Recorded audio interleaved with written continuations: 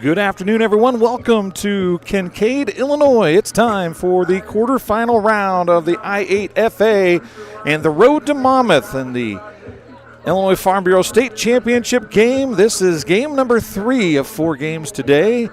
Polo, last check, was leading 46-6 over St. Anne in Polo. You can watch that game or the finish of it here on TSSR Game Time Live presented by MDH. You can also go back on the Chadwick Milledgeville YouTube channel and see that Milledgeville won 22-6 over the Sobos of South Beloit earlier today. So half of the brackets are essentially finished at this time.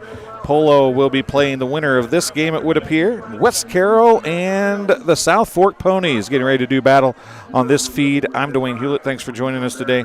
We greatly appreciate you tuning in, and hopefully we'll get some more of you after the Polo St. Anne game is completed. Right here we've got 2 teams that are looking to get their first quarterfinal wins in the I8FA, and I was talking to Coach S from West Carroll prior to the game, and he was saying that neither one of the 2 schools, either Mount Carroll or Savannah, had a whole lot of luck in the postseason. They both made the playoffs, but did not make deep runs. So a semifinal appearance may be the best for either one of these 2 teams as we move forward here. I know that South Fork has not been able to get past the quarterfinals in recent years, so we'll see what can happen here. But either team that wins this game will play at home next week. It'll either be West Carroll hosting Polo, or it'll be the number 2 seed South Fork Ponies hosting the number 3 seed Polo Marcos. And the same will go for the evening game tonight. Actually won't, because if Pawnee wins, they will go to the Missiles. If Amboy wins, it'll be Milledgeville at Amboy for the second time this year. Early in the year they played, and Milledgeville got the win there. 10-0 for the Ponies, and it's 8-2 for the Thunder of West Carroll. We were able to catch up with both coaches just a little while ago. We'll play our first coach, Coach S, the visiting coach today. Thunder wearing their white tops, green pants with white socks and green numerals. Coach S took his time to talk to us at the 50-yard line a little bit earlier. We'll hear what he had to say. All right, Coach, round 2. This is like a familiar place for you guys. You found here last year in your first year in 8-man. Second year, you're back, not at home, just like last year. You're on the road. But the kids that were here last year have to be a little more comfortable coming into week 2 of the playoffs, don't they? Yes, I think so. Last year we went that second round, but we had that mighty Polo team, and didn't look too good. So hopefully this year we can put on a better show, and these guys are, like you said, familiar with it now. I think they're more prepared for it, and they feel a lot more confident than what we did last year. You guys come in not the best team in the North, but the North is so good. But we talked early in the year that you guys were going to keep getting better. Do you feel like you've done that? I mean, I saw some of the game last week on the replay. You looked pretty good. Oh, absolutely. Well, you learn from your losses. When you get beat up by teams, like, how can I get there so we can compete with these guys?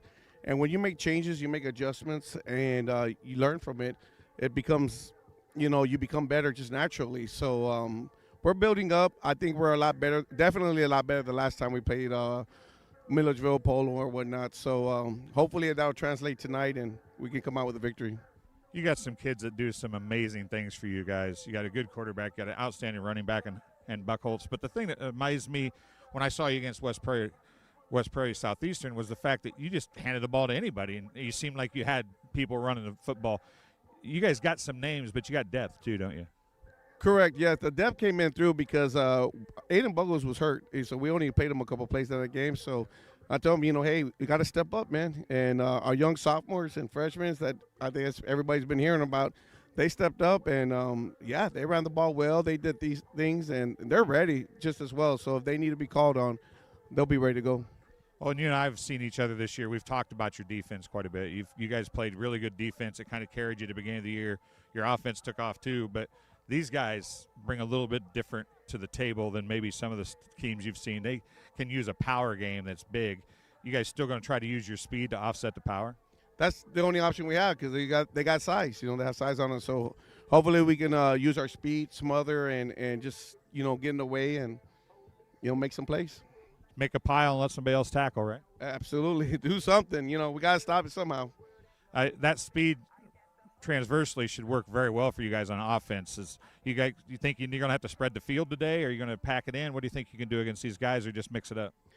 It just depends. It's hard to say because we do have a package across the board if we want to spread out, if we want to go in tight. But like I tell everybody, the game dictates. So it depends on how the game goes. We might be spread. We might be tight. Never know. Might be some adjustments at halftime too, right? Absolutely. Might have to make some major adjustments at halftime. The game dictates it. So. All right, Coach, good luck today. Congratulations on your second round here, and hopefully we'll see you in the semi. All right, thank you. We'll be right back on TSSR Game Time Live, presented by MDH, right after this.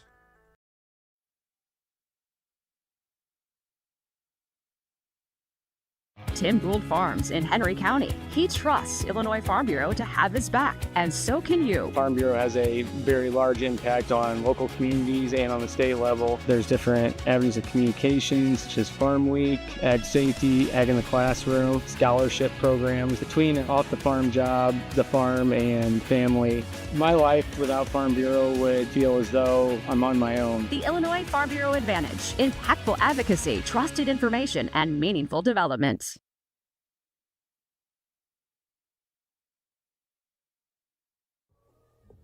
All right, Coach, pregame here. We're still an hour or so away from the game.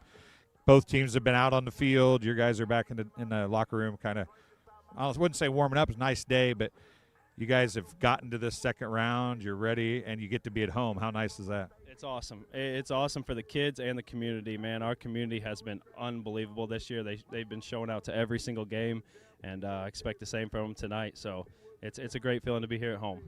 Got to be in a parade on the way here. I mean, how cool is that? Yeah, that was awesome. The moms put that together. Our secretary, Miss Henley, helped put that together, and there's a ton of people showed up for it. The kids were pumped up. Now, we've got West Carroll that you're playing today, which is a northern team, kind of an NUIC team, but a team that kind of gets forgot about up north. You're one of the South teams that everybody, I think you guys down here kind of feel forgotten about a little bit. This is a big game, I think, for both of you guys today, outside of the fact that it's a second-round playoff game. Absolutely. I'll tell you, we haven't forgot about them. We've had our eye on them all year. We know they're a good team. They were a good team last year. They got some really good players. They play good football. A lot of the stuff they do is very similar to what we do. So, they like to run the ball and hit you over the top. We know they're a good football team, and we're definitely not looking past them. So you guys come in 10-0. I know you were undefeated again when you played Pawnee this year. This time you got Pawnee and got to keep that undefeated record. Do you feel like some people have kind of looked past you up until at least that point this year, and do you think the kids have used that as any motivation? Yeah, we've used it as motivation a little bit, but at the same time, kind of rightfully so. You got to, like we've said it all year, you wanna get your name out there, go beat someone from the north. It is what it is, and we don't necessarily need the recognition, just the opportunity. We got the opportunity today, so who's going to be key for you guys in that opportunity? We got several guys that are going to be key for us. It takes all 8 on defense today, and then we're going to give the ball to 6 for sure. But we also got Brody Lush out there. We got Hoosie who can run the ball. We got a couple other running backs, Shanks, Dial. We'll definitely be looking to spread the ball out today, but we're not going to go away from turn around and handing it to 6. That's for sure. Now, I see there's some blonde hair. Are you normally blonde underneath there? What's going on with that? I think you should take the hat off so everybody can see your hair there. That is some really bright blonde hair there. What's going on with that? That was a lot of pressure, man. That was a lot of pressure put on by the kids, all the teachers at the school. All the kids did it. 100% of the team did it. So I was getting a lot of pressure to do it. My sister-in-law is a hairdresser as well. So then we did it. I did it. Well, I coached baseball, and one of our deals was you couldn't have facial hair if you're a player. I shaved my face. It was like the first time in 8 years or 10 years I'd shaved my face. So I can appreciate the pressure thing for whatever that's worth. But camaraderie and win or lose, building that kind of a team camaraderie is not only good for the kids when they're in high school, but moving forward, isn't it? 100%. That's something that definitely translates over into the real world. The camaraderie has been unbelievable this year with these kids, and that hasn't always been the case in the past. It's been getting better and better every single year, but these kids have came together, and they are truly a family. I know that been talking about it in the stands a little bit. Mentioned to you earlier, you're playing on a field named after your dad. how big would a quarterfinal round win for you guys be with it being on your dad's named field? Huge. I mean, I know he's here on the sideline with us, watching everything. You know, he's looking down, and he's there every single step of the way. You know, he's a huge part of why this program is the way it is, and this community as a whole. So it's huge. I know he's here. Yeah, it's awesome. It's a really, really cool thing.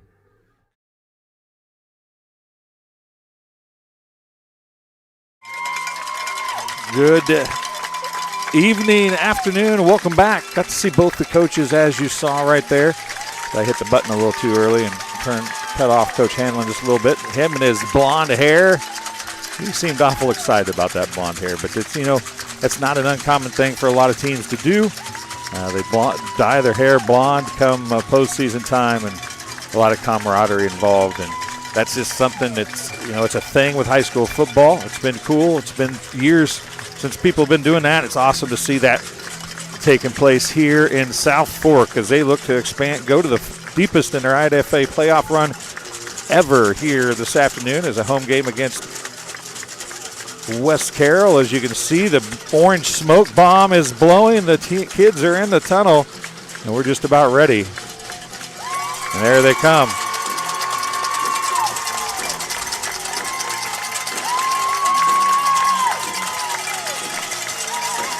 Fireworks off to the left, or to the right, excuse me.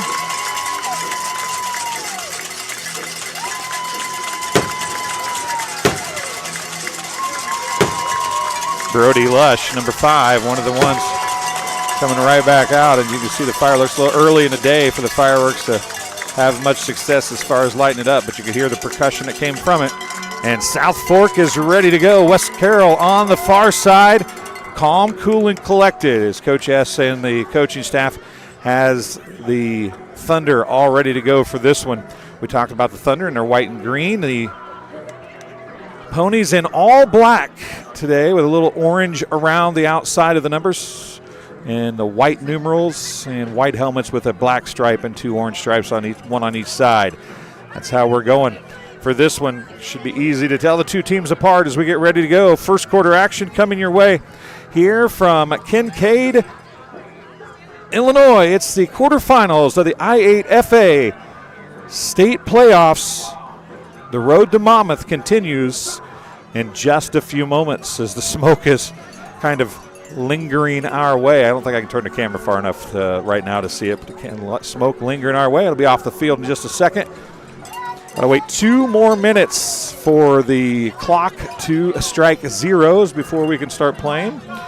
If you are just tuning in, Polo wins 46-14, and Milledgeville got a 22-8 or 22-6 win. So those two teams will move on. That means, as I said a little bit earlier, the winner of this game will be at home next week. It'll either be the Ponies at home against Polo, or it'll be West Carroll and the Thunder home against Polo. Thunder and Polo played earlier in the season with Polo getting a win. And we're getting ready to go here. Opening kickoff coming your way here from Kincaid, Illinois. South Fork High School football field. Hanlon Stadium. Ponies in the middle. They're going to kick off. It'll be the Ponies who deferred, and they're going to squib it. It's picked and dropped right down in a hurry. On the recovery, number 24, Garrett Carter gets the recovery, and it is 1st and 10 at the 45-yard line for the Thunder. Aiden Buckholtz and Winter Harrington likely to be the two to lead the way here for the little offset eye full house 2 tight end set for the West Carroll Thunder to open things off. Long snap count. Handoff is going to go to Buckholtz. He goes right side. Not a whole lot there. He does move the pile, though. Good job of keeping the feet moving. A little help from behind. And Buckholtz is going to get a nice gain. He's going to get a 4-yard gain for Buckholtz to open things up here. There was a herd or a pack, or what do you call a herd? Is it a herd of ponies? Is it a pack of ponies? I'm not really sure which it is.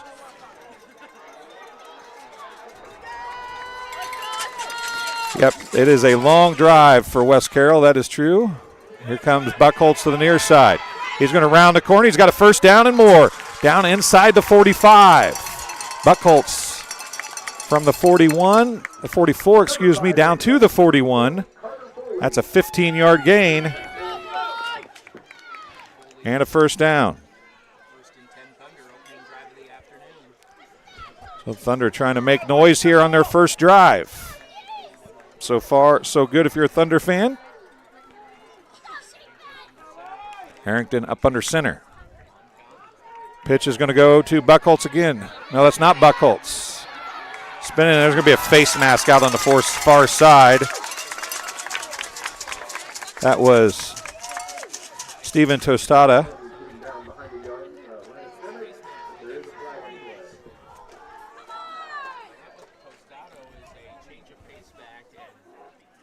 Tostado got face masked.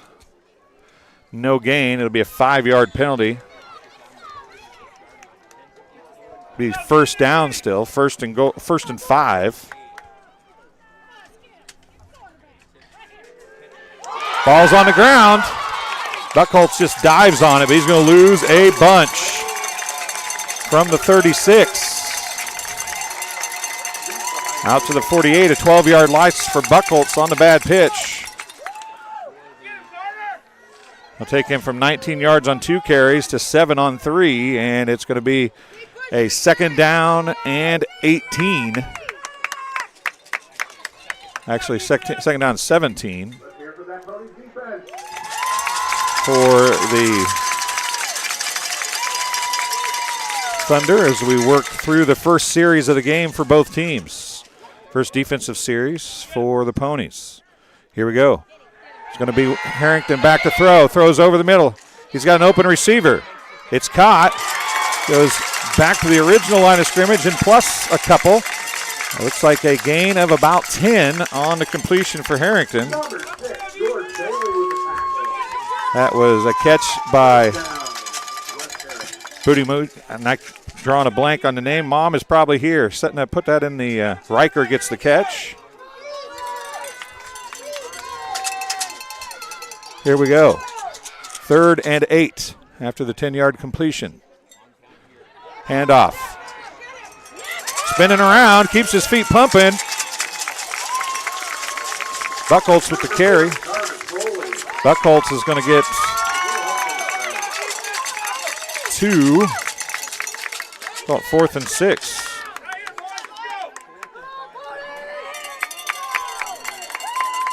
On the stop was number 40. I don't see on their roster.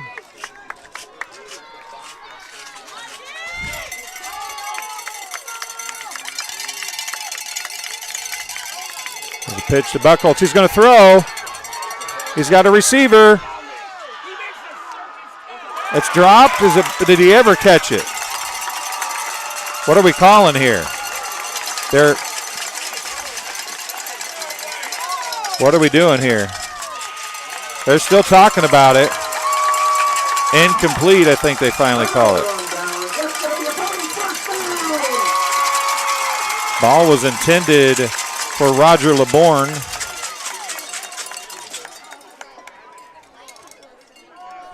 They're still talking back there. It'll be up here if it's a turnover on downs. If it was a catch, it'll be down there. It's a first down. They're calling it a catch. From the 37, down near the 5-yard line. 32-yard completion. LeBourne with the 32-yard catch. And another first down. Handoff to the fullback.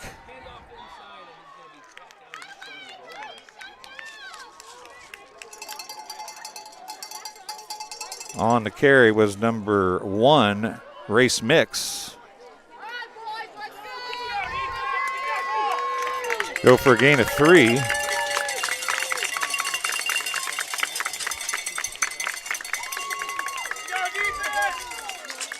Second down and goal at the 2. see it on the scoreboard. Harrington keeps it this time. Gets a push, and it's a touchdown. Winter Harrington gets the 2-yard touchdown run on his first carry. And with 7:49 to go, West Carroll takes the lead.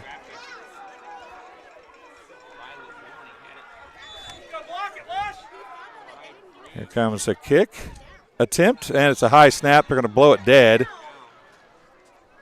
On to kick number 9, Aiden. It's not Aiden Buckholtz, though. Seja. Now they're going to go for 2. It's going to be a two-point conversion from about the 1.5-yard line now.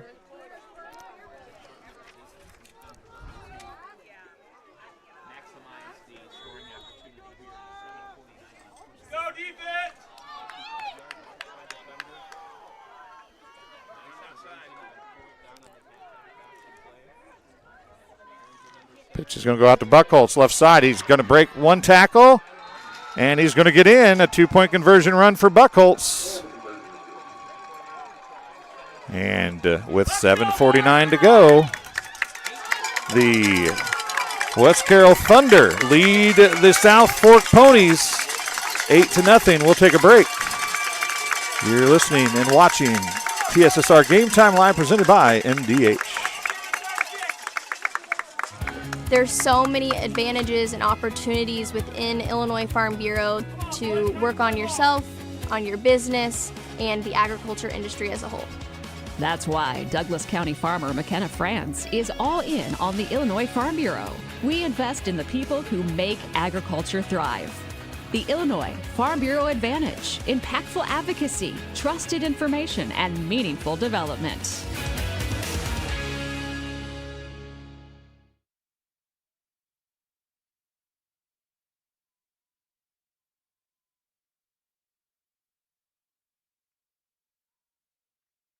And welcome back as we get ready to go for the kickoff here.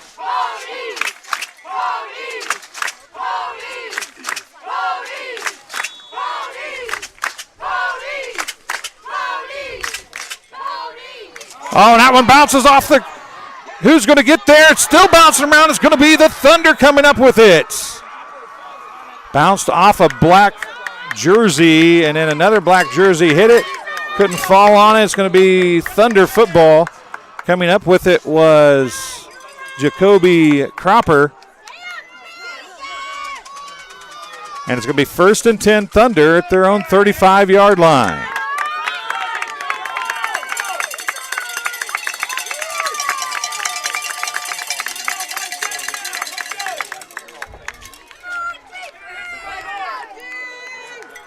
Here we go. Big defensive stop here for the Ponies.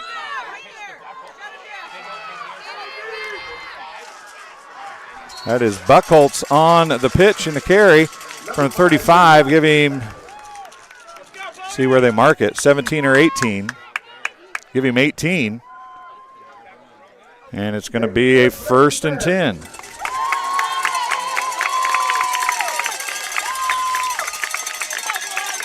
Actually, I'm going to cut that back to 17 for Buckholtz. 26 yards.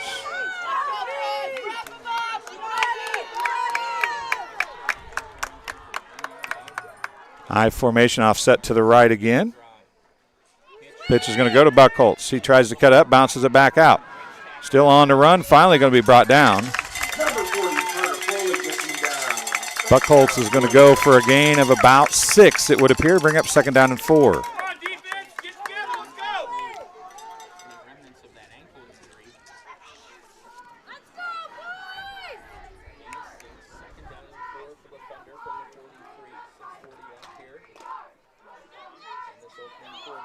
Carter Full with the stop. That's number 40.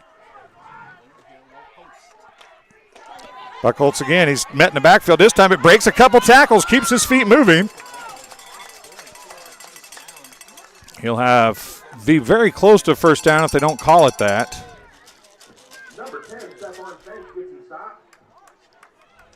First down.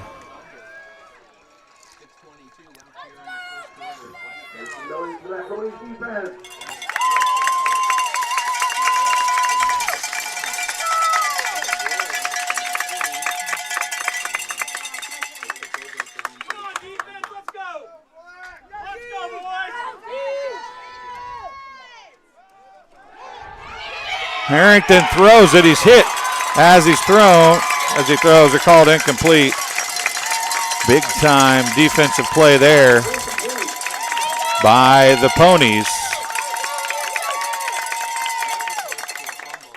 See him walking back there. Number 14 in Dial on the pressure. Brings up second down and 10.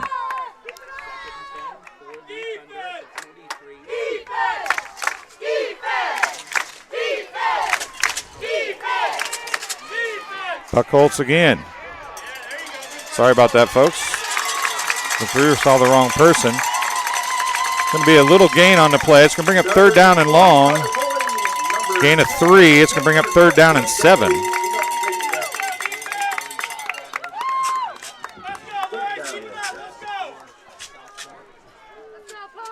See the third down marker there as we get ready to go on a big third and fourth down here for the Ponies. So Buckholz deep setback.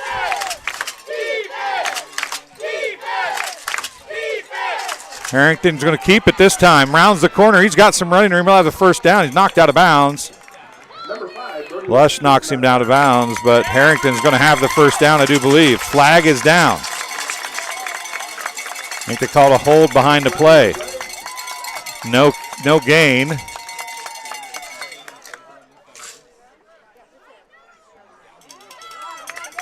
It is a hold on the Thunder. So it's going to bring up third down and about 17. Third and 17 after the 10-yard penalty. This could be a big stop for the Ponies, who have not had an offensive play yet. 5:10 to go here in quarter number 1. They have not touched the football.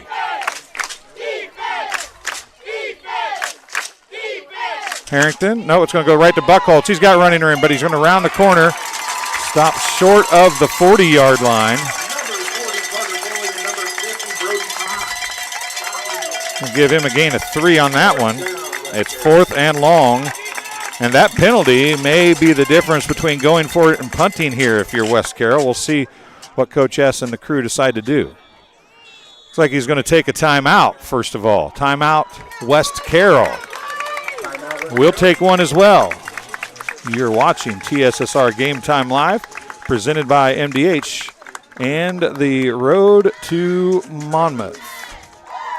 There's so many advantages and opportunities within Illinois Farm Bureau to work on yourself, on your business, and the agriculture industry as a whole. That's why Douglas County farmer McKenna France is all in on the Illinois Farm Bureau. We invest in the people who make agriculture thrive. The Illinois Farm Bureau Advantage: impactful advocacy, trusted information, and meaningful development.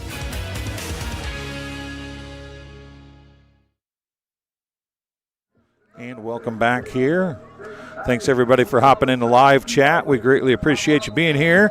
If you missed the kickoff, it was a very short first drive. West Carroll did put a drive together. They got a couple first downs, a 32-yard pass play that ended up being a long first down, gave them first and goal, and on a fourth down play, and ended up punching in. And then there was an onside kick, and that's where we are. Fourth and long. Harrington throws. Oh, what a hit right there. Big time hit for the Ponies. Number 6, George Bailey. And he gets the turnover on downs on the big hit. And an incomplete pass, and the crowd comes to life. First and 10 for the first time for the Ponies at their own 41-yard line. So kind of back on serve now for the Ponies. That was a big hit by Bailey as they run up now and get ready to go with their first offensive play.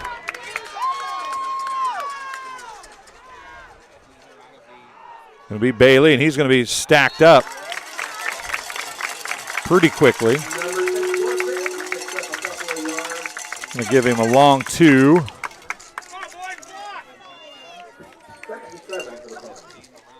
Second, yeah, we'll give him 3.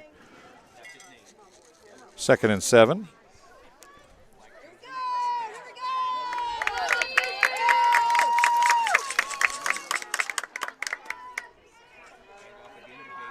Bailey gets it again. Not much doing this time either. Buckholtz there, among others, on the stop. He's going to get a gain of 1. Well, he's not really to the – well, we'll give it to him. We'll give him 2. 3rd and 5 for the Ponies on their first offensive possession, their first set of downs, in fact, and we're at the 3:27 mark of quarter number 1. Handoff's going to go to Bailey. Gets hit in the backfield and then bounced up in the backfield. Not sure who the first one was there, but there was a bunch of white jerseys back there with him. Included in the pile was number 6, Aiden Laurie, and he's going to lose 2. Yeah, we'll lose 1.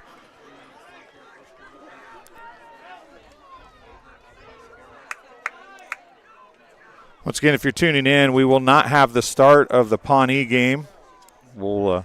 I'm tearing down real quick and then heading over there to set up and do that second half of that game.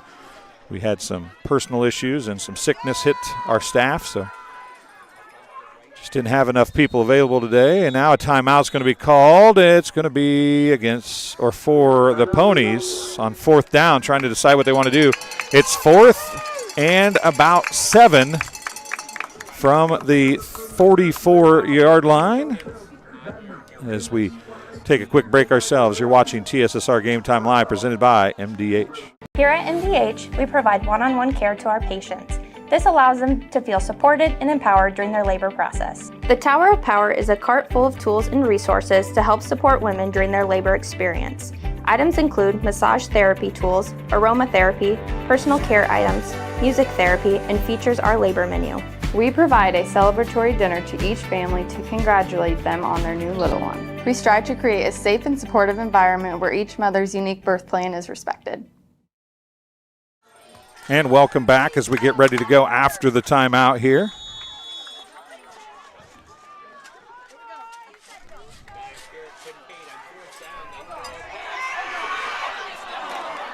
Pass intended for Lush is incomplete. And it's going to be a turnover on downs.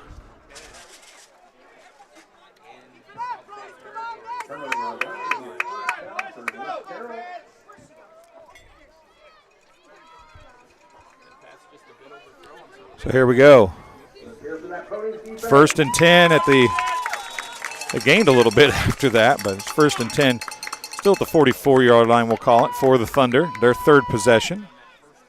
They've had 3 now that they're starting this one. Ponies have only had 1. Harrington pitches, no, fakes a pitch, throws it out. It's on the ground. Can't see it. Who's it going to be? It's going to be, there it is, coming up with the fumble. Not a wise decision to make a pitch there for Harrington, coming up with the football.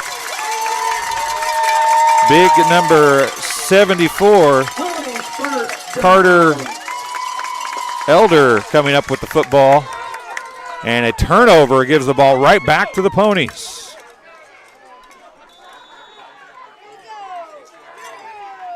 Ponies do not have a first down yet. Harrington gets the fumble.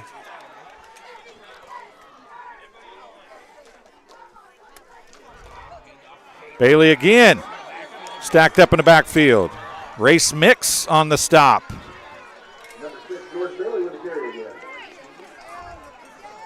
He's going to lose 2.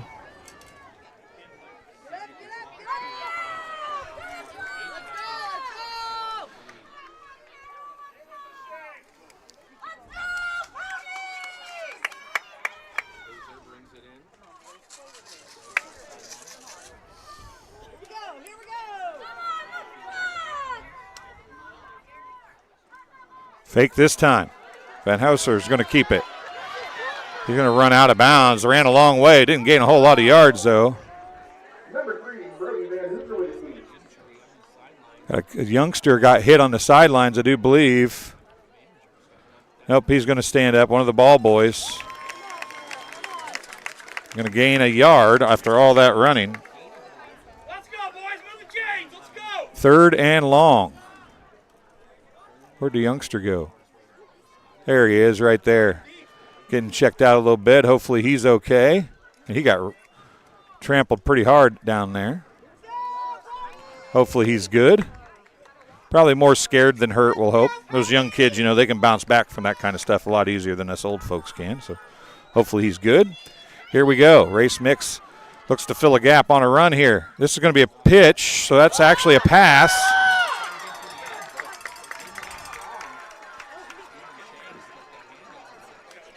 Number 10, Stefan Shanks for the carry. That is number 10. Stefan Shanks. That's actually a pass. I'm going to call that a pass at 3 yards because he tossed it forward.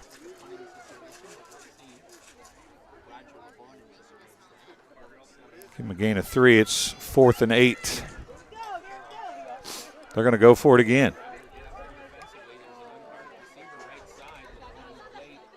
No, they are going to short punt it.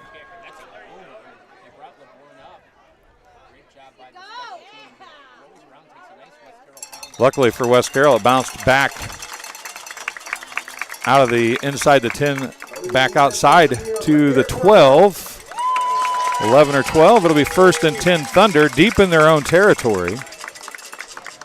The Ponies have yet to make it to West Carroll territory.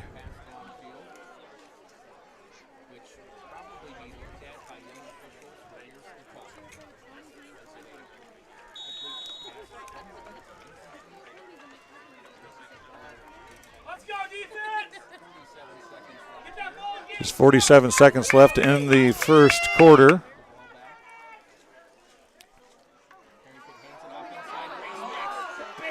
Oh, look at that. Race Mix lowered his head. Race Mix from the 10,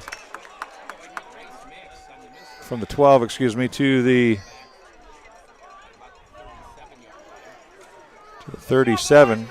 It's a 27-yard run for Race Mix.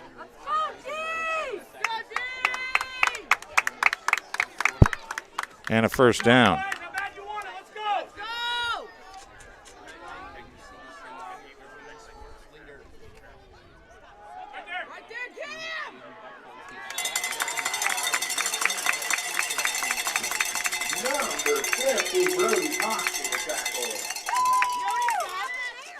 Buckholz will go for a long one. 27 yards on that first down carry for Mix. He's got 30 yards on 2 carries. That's the end of the first quarter of play. The score, 8-0. Favor of the Thunder of West Carroll. We'll take a break. You're watching the Road to Monmouth and the Illinois Farm Bureau State Championship game for the Illinois 8-Man Football Association on TSSR Game Time Live, presented by MDH. The MDH Community Pharmacy in Macomb is open 7 days a week, including extended hours on the weekdays for your convenience. Our team is available to answer questions about all your medications, and we offer free local home deliveries. Aetna, Blue Cross Blue Shield, Medicare, and most insurance plans are accepted. McDonough District Hospital, your community healthcare partner, growing our legacy one patient at a time.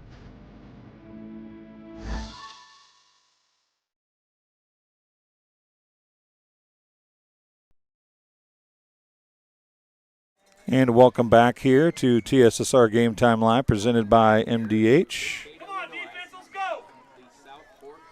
Heads up, let's go, boys. West Carroll will have it second down and 8. Let's go, get that ball. Come on, Tony.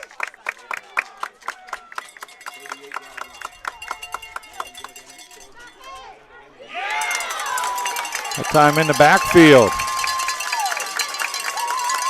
Ball carrier number 34 for West Carroll is Cohen Good. He lost 1, make it 2. It's 3rd down and 9. Again, number 74, Cash O'Connell on the stop. Pitch to Buckholtz, cuts it upfield. Going to get across the 40 to about the 43. Makes a manageable 4th down play here if they want to go for it. Give him a gain of 5. It's 4th and 4.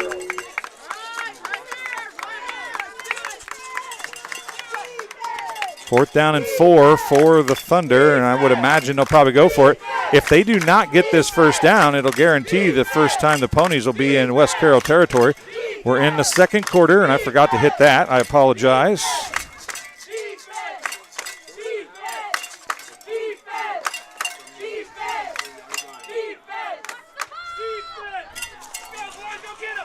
Fourth and 4.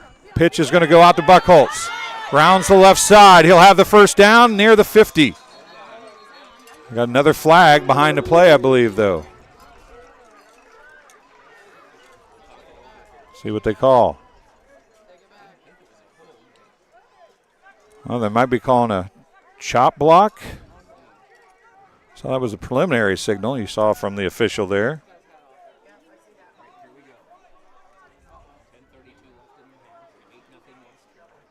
From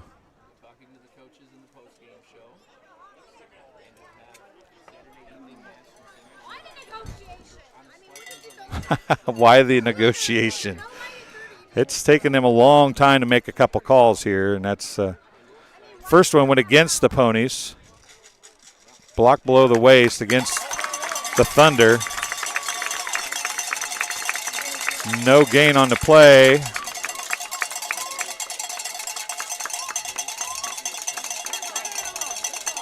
That'll make it a definite punting situation now as it's a 15-yard penalty.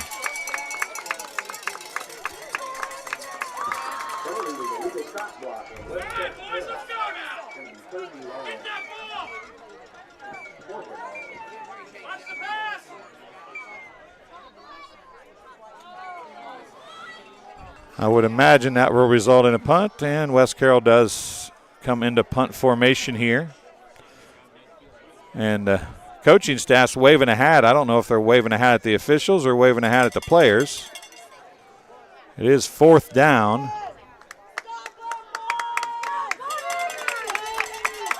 They didn't want to decline it because it would have been a first down if they declined it.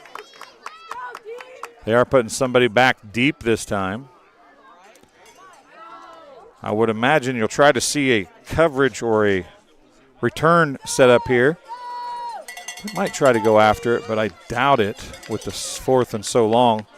But we'll see what the Ponies do here as we move in through the second quarter. 10:32 to go.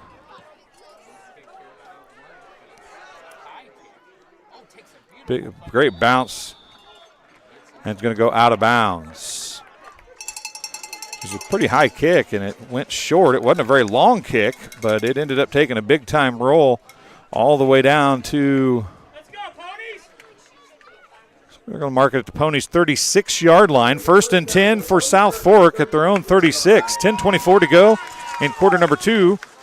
They have not found their way to West Carroll territory just yet.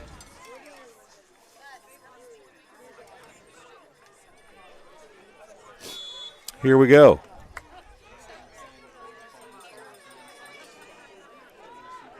Ponies have spread the offense out a little bit. That's going to be a keeper. And a big run here. First down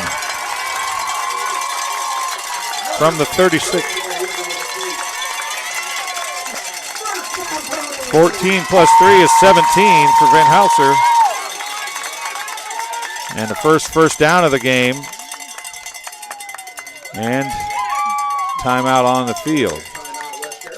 West Carroll's going to take a timeout. We'll take a brief one as well. You're watching TSSR Game Time Live, presented by MDH.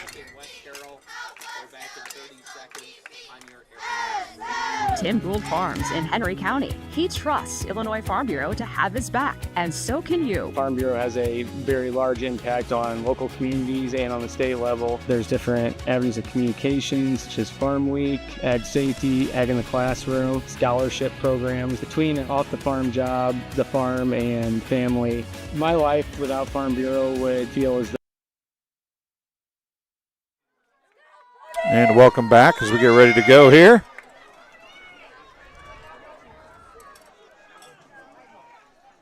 And Hauser's going to keep it right side. Looked like he held up the throw, and he's going to run out of bounds. Going to be up near the 40-yard line. Van Hooser with the carry. Well, they marked that a lot farther back than I thought it was going to be. It'll be a gain of 5. Be second down and 5.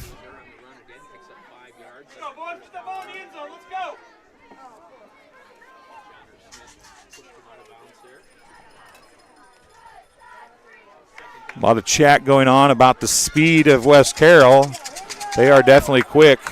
They've caused problems for nearly every team. Here's Bailey again. He's banks off, though, makes a tackle, but was again met in the backfield. He's going to go for a gain of 1. It's going to be 3rd and 4.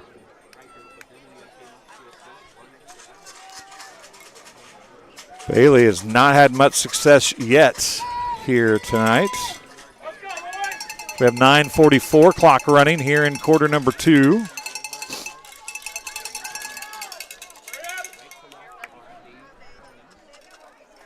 play taking quite a while to get in here.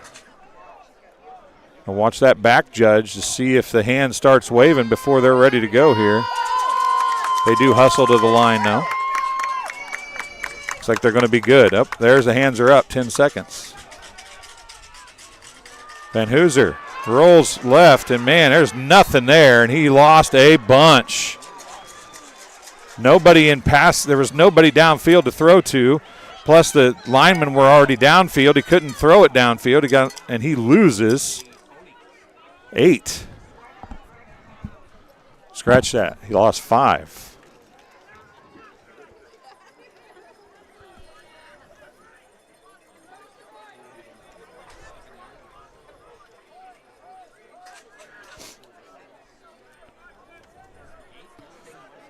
So the ball, it's going to be a 4th down. It looks like it's going to be another punting situation. 4th and 9. It was the first time that we'll see if they actually punt it here. They are in West Carroll territory. It is a punt formation now. Nearly blocked by Mix. Again, not taking the best roll for the Ponies, but it is inside the 20-yard line, inside the 15-yard line. That's where the Thunder will start this drive after the punt. About the 44-yard line, ended up being downed inside the 15. At about the 14, so 30-yard punt. You'll take that.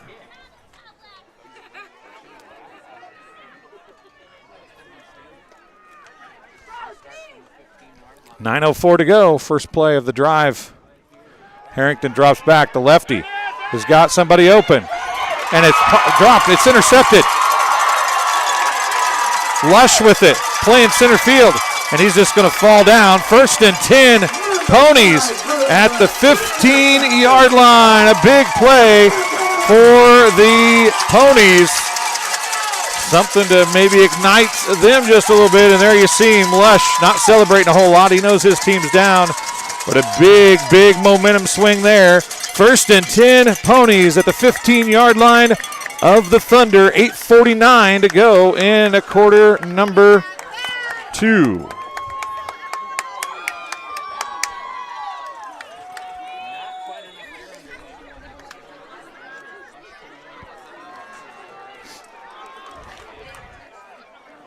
Lush goes in motion. Fake the handoff. Hooser keeps it. He's going to go for a nice gain. It's like a gain of 8 or 9. And Hooser goes for a gain of 9. 2nd and 1.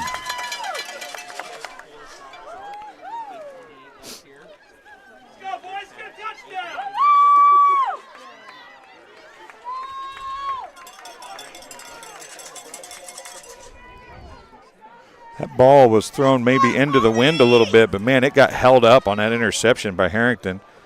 The lefty lofted it up, and it just held up.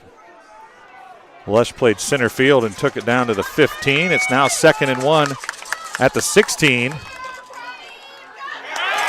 And that is Bailey. They had contained him until that one play. George Bailey from 6 yards out.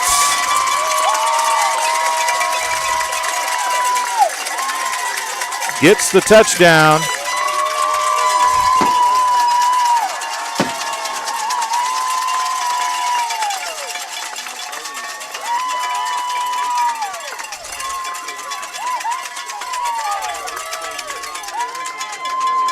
And the Ponies are back to within 2 with 7:56 to go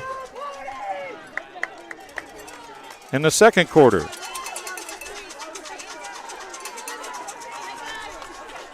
Two-point conversion.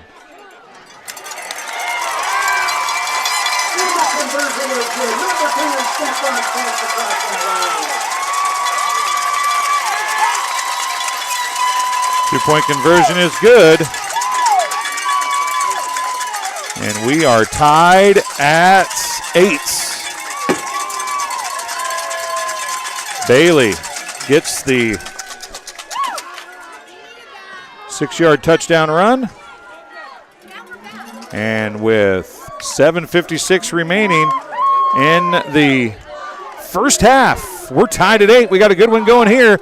You're watching the I8FA quarterfinals on TSSR Game Time Live, presented by MDH. We'll take a break.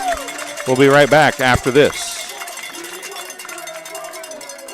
I'm Lindsay Schaefer. I'm a physical therapist specializing in pelvic floor physical therapy here at McDonough District Hospital Sports Medicine and Rehabilitation. Young women, a lot of them have pelvic pain. They don't realize that it's something that they don't have to live with anymore. It's very common for people to have urinary leakage.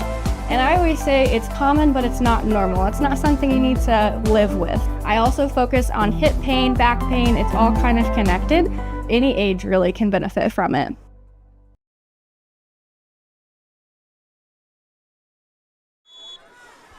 Here we go. Squib kick. Going to be covered up very quickly. On a recovery, number 24, Garrett Carter again.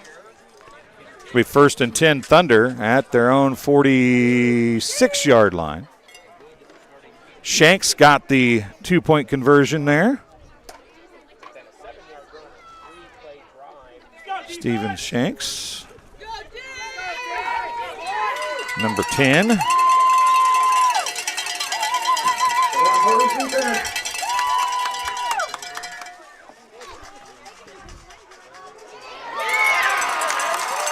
Winter. That was not Winter. That was number 3, Roger LeBourne, on the Wildcat type formation there, and it was a loss of 6. 2nd down and 16.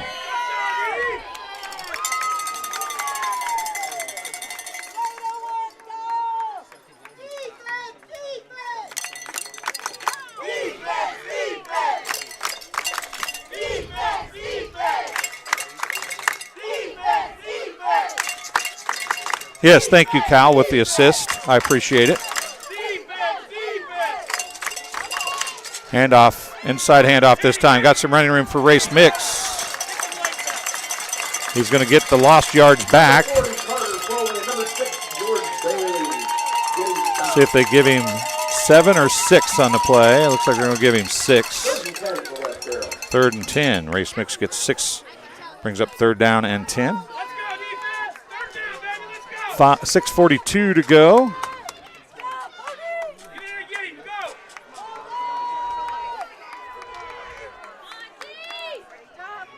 Pitch is going to go out to Buckholz.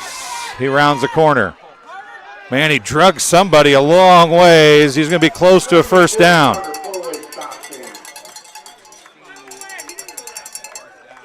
Boy, they gave him a long, man, I didn't think, he might have heard somebody beside me say he didn't go that far. They're going to give him a 10-yard gain and a 1st down.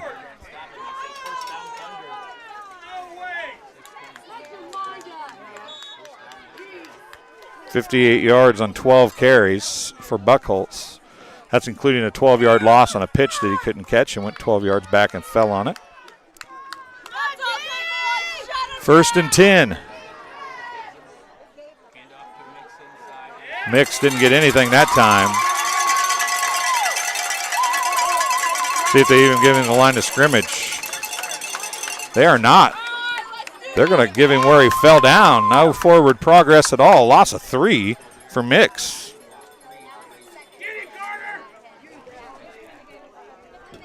Number 7 for Carter Elder and number 10 Stefan Frank.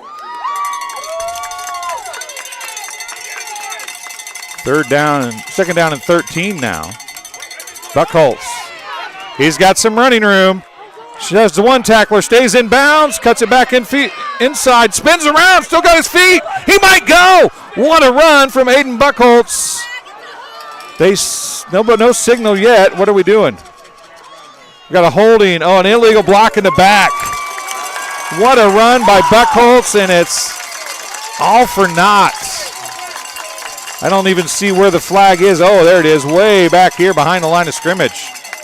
There's the flag on the Thunder side of the 50-yard line, so it should be a 10-yard penalty from the line of scrimmage. That's not. They don't do point as spot a foul. Oh, I guess they do.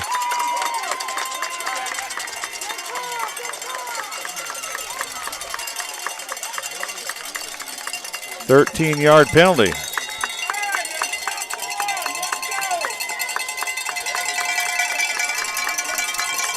Thought they'd gotten her. Maybe just the holding was the only thing they stopped doing that on. Crowd is loud. 5:23 to go. We're tied at 8. That might have been a pass almost. It was almost thrown, but nice run. Gets the 13 penalty yards back pretty much, it looks like. Number 11, Jude Walker, takes him down after number 6, George Bailey. Frenzy. Buchholz on the carry, I do believe. Let's go, defense. Let's go. We got 14 on the carry. Let's go. 3rd down. Shut it down. Let's go.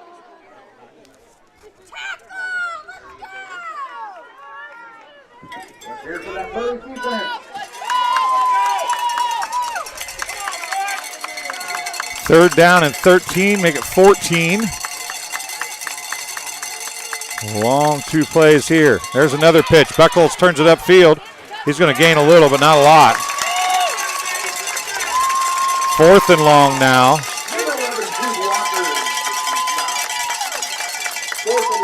On the stop is number 11, Jude Walker.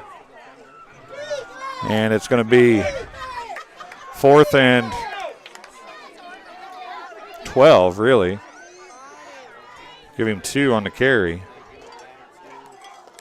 Come on, defense. Go get him. Come on, defense. Go defense. Let's go defense. Let's go defense. We're approaching halftime, 3:43 to go in the first half. Harrington looks to throw. He's got a receiver wide open. Couldn't connect with him, though. Overthrew him. It was LeBourne, the intended receiver. The defender fell, so there was plenty of opportunity to make that pass complete, but instead it falls incomplete, and it's a turnover on downs. 1st and 10 Ponies at their own 46-yard line with 3:32 to go in the first half.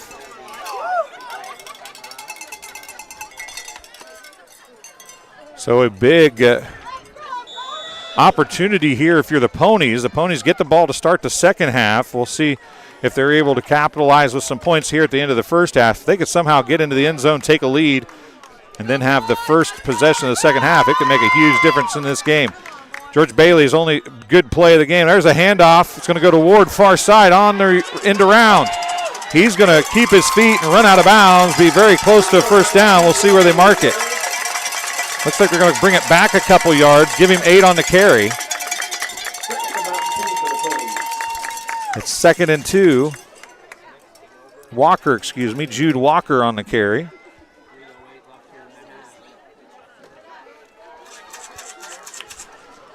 Here we go again. Hand off to Bailey, and he breaks one. Breaks the tackle.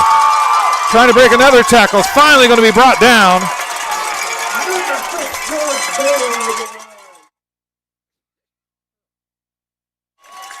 Bailey from the 48, actually at 42. Timeout on the field, charge to West Carroll. Oh, excuse me. He's from the 46. See where they mark it. Looks like they're going to mark it.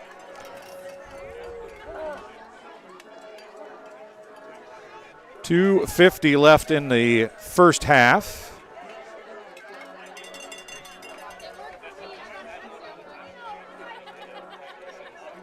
Timeout charge to West Carroll. That's our last timeout of the half.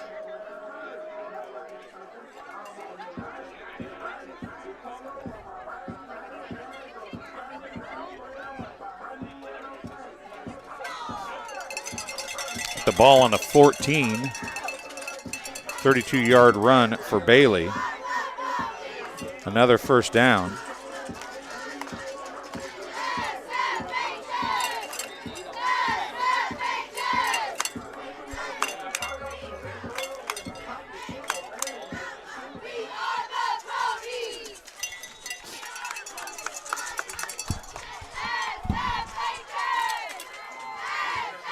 The pass over the top, wide open. A 14-yard pass completion for the Ponies. Number 24 on the reception.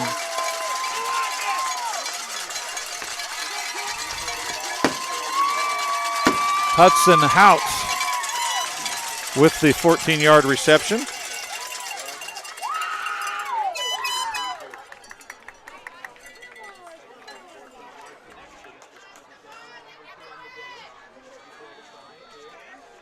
See if he ever got in or not. He did not. Run fails.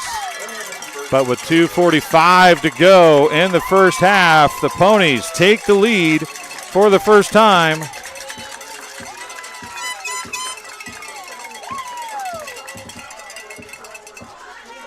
We'll take a break as well. You're watching TSSR Game Time Live presented by MDH. There's so many advantages and opportunities within Illinois Farm Bureau to work on yourself, on your business, and the agriculture industry as a whole. That's why Douglas County farmer McKenna France is all in on the Illinois Farm Bureau. We invest in the people who make agriculture thrive. The Illinois Farm Bureau Advantage: impactful advocacy, trusted information, and meaningful development.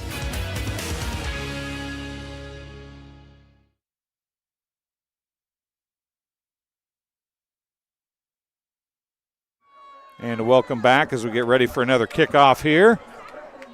Every kick to this point has been squib and or onside. See what the Ponies do here. Nobody has tried to kick anything deep. And as I say that, this one goes deep. It's picked up inside the 20. Got some running room. Bounces it outside. Oh, what a tackle there. Lush brings him down. LeBourne on the return, but it's a nice return for the Thunder, and they're going to start at the 46, 45, 47. They're going to keep moving the ball around. I apologize. 47-yard line is where they're going to start.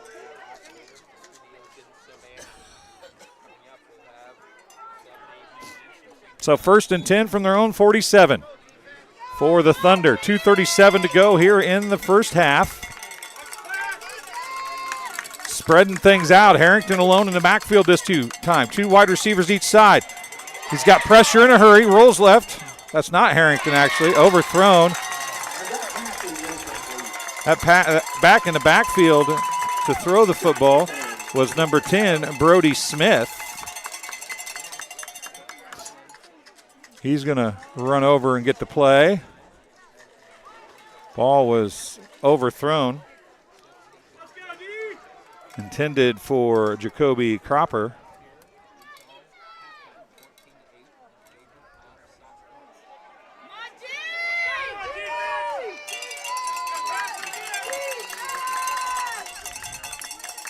Again, Smith, the quarterback, is going to throw downfield. Somebody's there, a couple players, one from each team, and it's going to fall incomplete.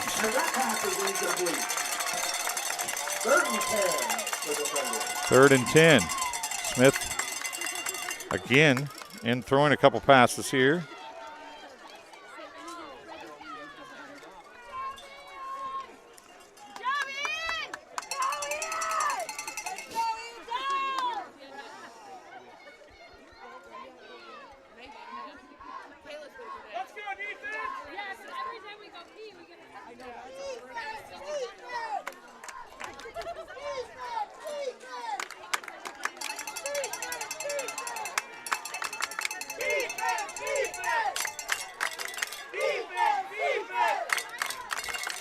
That's going to be a quarterback keeper. He's going to get bottled up, bounces to the far side, turns it upfield.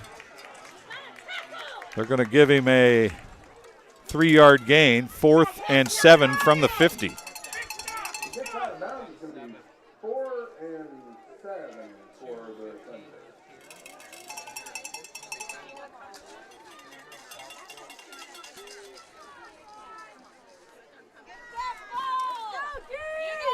We'll keep an eye on things, see if Harrington, haven't been able to check to see if he's one of the wideouts or if he's hurt on the far sideline.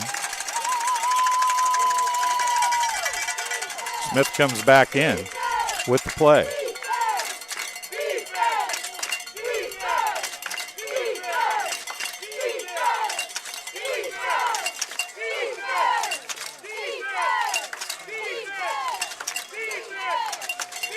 Look to throw again.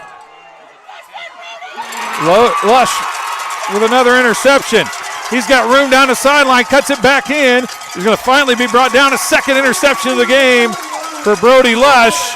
And the Ponies with a chance to really blow this thing open before halftime.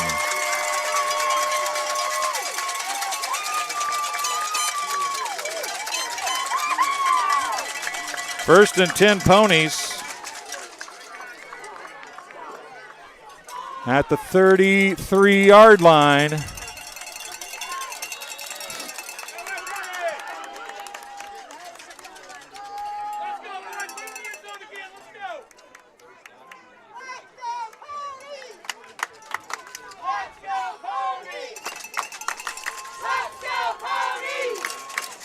South Fork has kind of come to life here in the end of quarter number 2.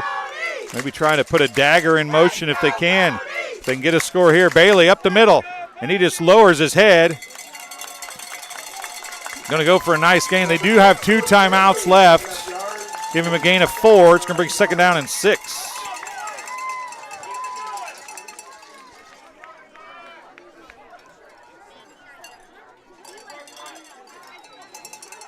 Second down and 6 now for the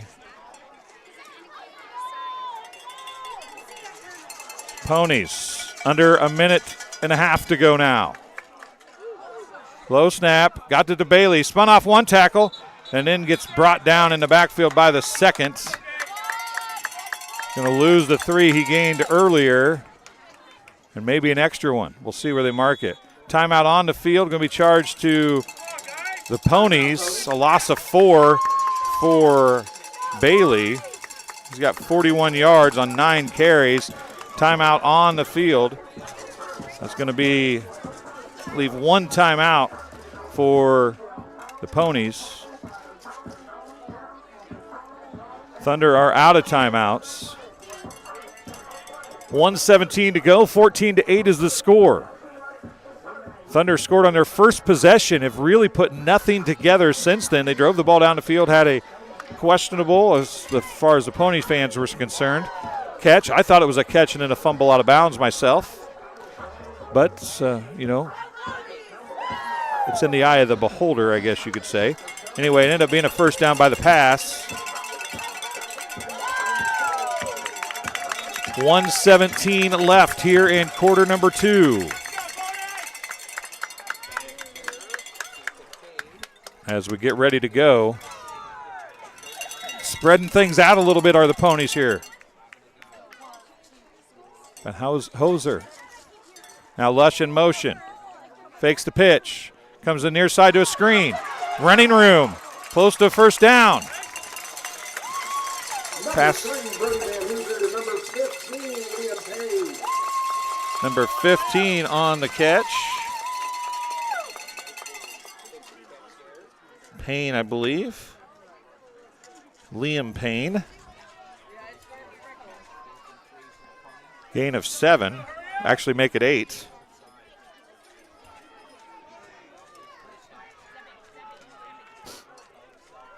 Back to the offset eye and then procedure penalty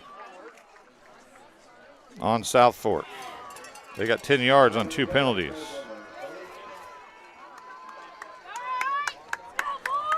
.39 seconds left.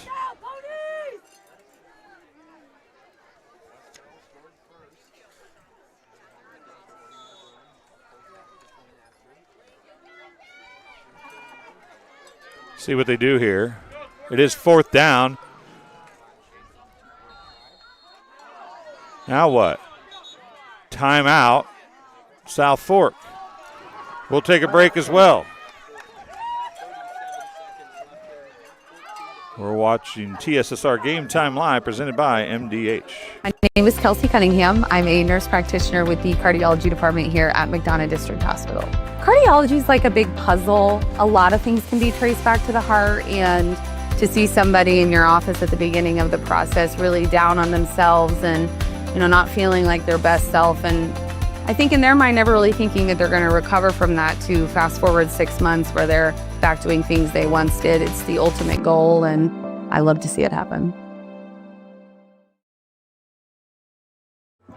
There's And so welcome many back advantages here and to opportunities within Illinois Farm Bureau. Kincaid, Illinois. You're watching TSSR Game Time Live presented by MDH. I'm Dwayne Hulett. Thanks for joining us. Welcome back here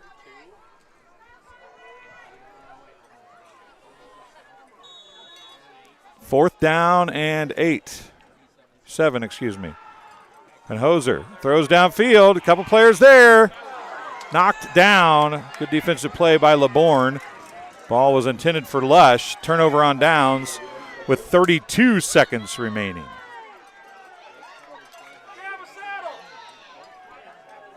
Ponies get the ball back at the start of the second half.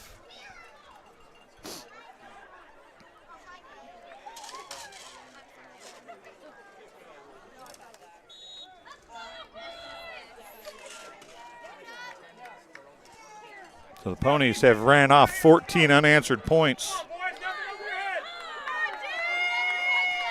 All here in the second quarter.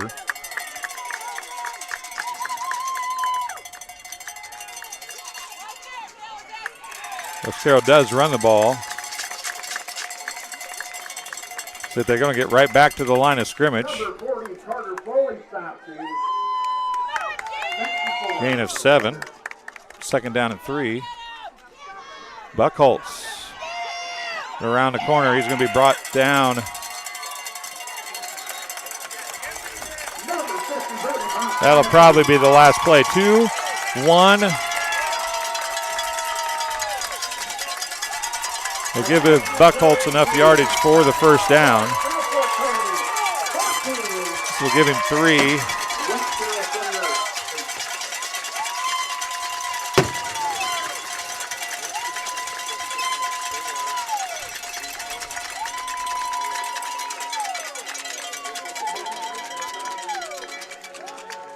Buckholz got 3. He's got 77 yards on 16 carries. We'll take a break. You're watching the I8FA on TSSR Game Time Live, presented by MDH.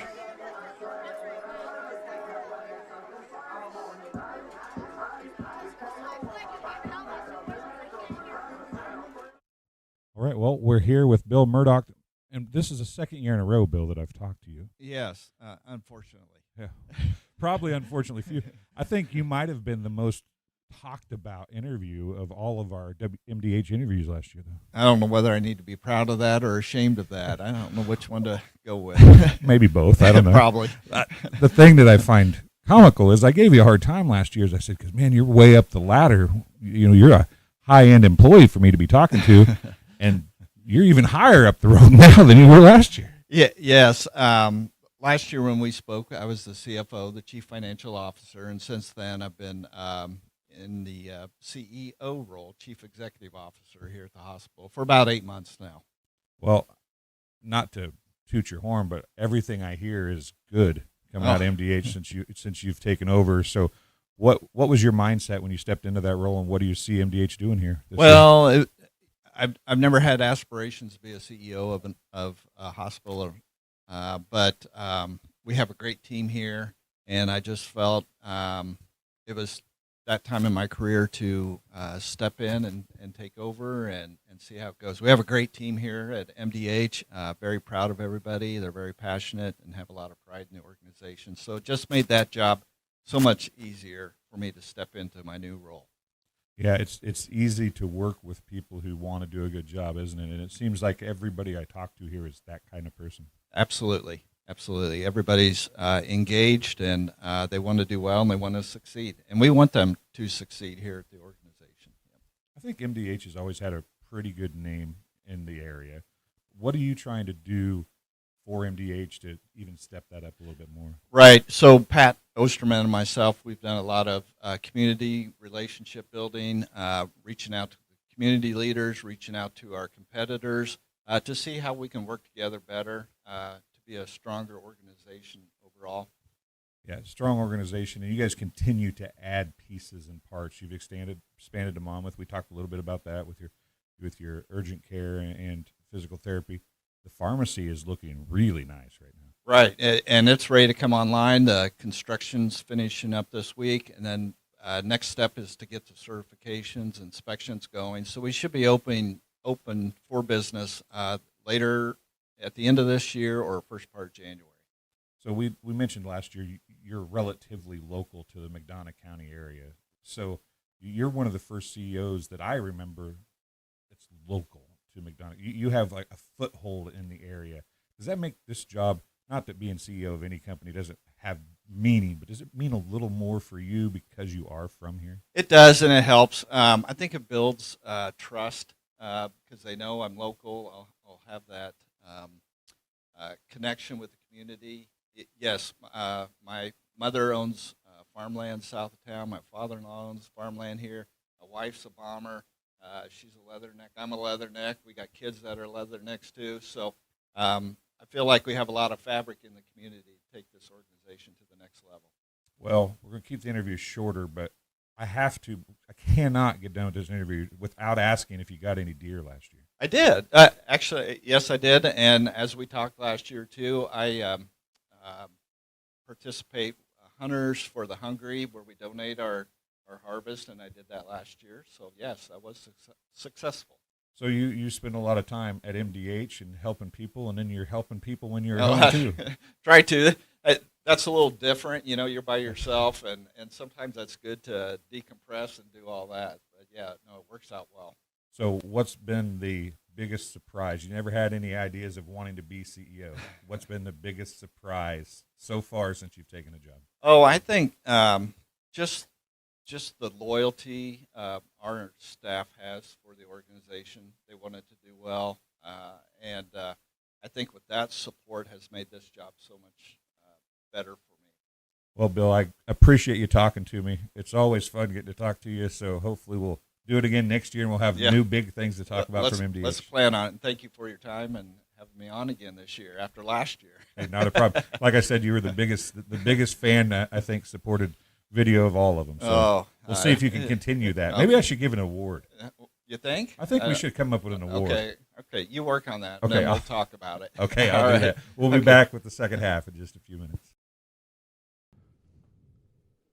And welcome back here. It's halftime, and with Phyllis, I about said McLouth. It is. It is McLouth. It still is McLouth, yes. isn't it?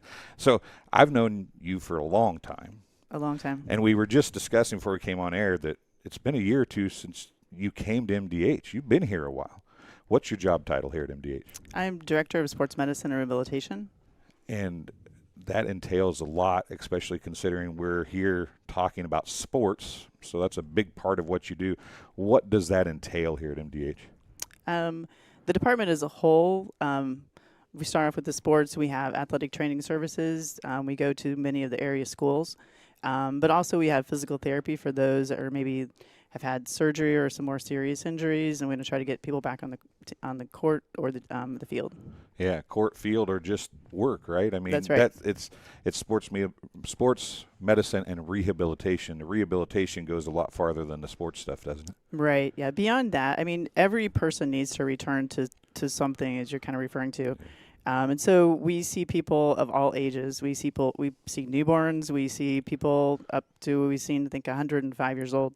So everybody has something that's very important to them that they want to return to, and we respect that. We complete evaluations in whatever realm it may be in the different therapies and try to address their deficits and get them back into action, whatever that may be. Yeah. Sometimes action's on the court, and sometimes action is working at the factory or working for yourself, right? Right. Or just getting up out of a chair. Exactly. Exactly. Yeah. So it's a little bit of everything. What drew you, because we talked about you've been here at MDH for a long time. So what drew you to MDH? Obviously, you're a Bushnell girl. Correct. So you're from the area. What drew you to MDH? I wanted to serve the community.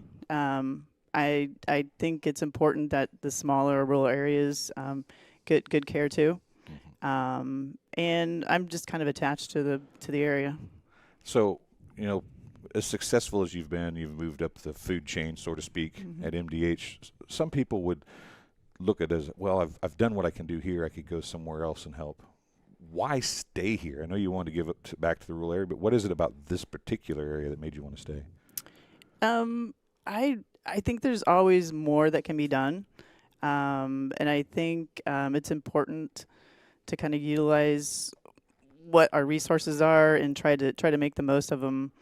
Just again, in our area, we have a lot to offer here at the hospital, and there are people that are wanting to make the best of themselves here, and I think we have a role in that. Now, you've been doing this for a number of years. I think you said 35 at MDH. Mm-hmm. Sports medicine and rehabilitation has changed, I would suspect, substantially in those 35 years. You have locations in Macomb, Bushnell, even in Monmouth now. Right. That's not something that was there back when you started. No. What is it about sports medicine and rehabilitation that's changed so much and become so important now? It is kind of odd. We were very small to begin with. We started just in the basement of the hospital. It included cardiac rehab, PT, a little bit of pediatrics, and we all tried to do it in one small gym. And since that time, we've gone to our whole third floor addition. I think it was in '98. We have the Lafayette location. Bushnell was in 14. We also have a location in Grand Prairie. And then Monmouth we did 2 years ago. And I think therapy in general gets people back into action again. And I just think it's something that we have a chance to be a part of and help people, do better in whatever they may do. What do you see as the director? What do you see as the ultimate goal for sports medicine and rehabilitation? I mean, obviously you guys keep growing, so you aren't there yet. But as a person who's just obviously loved sports medicine and rehabilitation since the time you started, where do you see it going, or what will it continue to grow? Do you continue to add new things? We are always looking to see what's out there, just with advancements in research and trying to see what means of treatment may help others. We try to stay on top of that and try to then offer it to the community. And again, just because we're rural doesn't mean we can't stay on top of that and offer the best we can. So you think you could be here another 35 years? That might be pushing it. But also, you know, what makes us strong is our team. And we have lots of very talented therapists on our team. So that really is the key to what we do. Now, before we get out of here, I think that one of the coolest things about what you guys do is, and you mentioned it earlier, is you have trainers that go to the schools. Right. And I know Bushnell's part of that, West Prairie's part of that, Macomb's obviously part of that, and I'm sure there's other schools too, but the trainers that come to West Prairie and Bushnell especially and Macomb become almost part of the family. True. With the students and the athletes. How exciting is that for you as the director to be able to say that I've been able to help bring people in and they become parts of the families at these different schools around the area? I just really appreciate it because a lot of times, you know, the coaches don't need to worry about as much about what's happening to their players. They know that they can pay attention to the game, but also know that they've got someone to take care of their players and offer them the best evaluation so they can maybe get back on the field or, you know, let's not do that and then make a better decision. Because many times there can be like a life-altering injury that may occur, and if it's not addressed appropriately, it doesn't turn out so well. Well, Phyllis, I appreciate you stopping in and talking to us, and you know, you can stop by anytime you want to at a halftime, and we'll just throw you on. Okay, all right. Okay, sounds good. We'll be back with the second half right after this. And welcome back here to Kincaid, Illinois. South Fork and West Carroll doing battle here in the quarterfinal round of the I8FA playoffs. I'm Dwayne Hulett. Thanks for joining us. Hopefully I'm not butchering the game too much, doing everything by myself again tonight. So do the best we can with the situations that came about this weekend. So, again, if you're waiting on the Amboy Pawnee game to start, we will do that game as soon as I can get stuff tore down here and get headed that direction. So I will be there to work on that game. Probably at least hopefully get the second half, and if we can get some of the first half, we'll do that as well. But that's the plan here tonight, as we had a couple people unavailable today for personal and sickness, so we apologize, but doing everything we can to get you as much football from the I8FA as we can get you on the road to Monmouth. Of course, April Zorn Memorial Stadium, 7 p.m. on Friday, November 21st, the state championship game. We've already cut the field by 2 today. Polo beat St. Anne 46-14 at last check, and it was 22-6 or 8 up in Milledgeville. The Missiles beat the Sobos. So Milledgeville and Polo, no surprises, have finding themselves again in the semifinal round.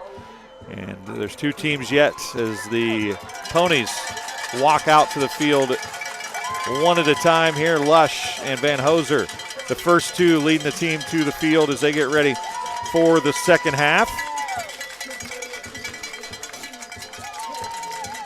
So we'll go through a few stats here. These are unofficial, of course. Extremely unofficial, but they should be relatively close. 15 carries for 77 yards for Aiden Buckholz. 1 carry for 2 yards for Winter Harrington.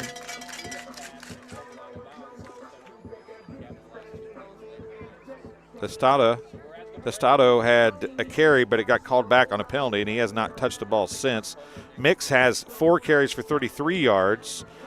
Cohen Good has 2 carries for 9 yards. LeBourne has a carry for -6, and Smith in at quarterback had a carry for 3 yards.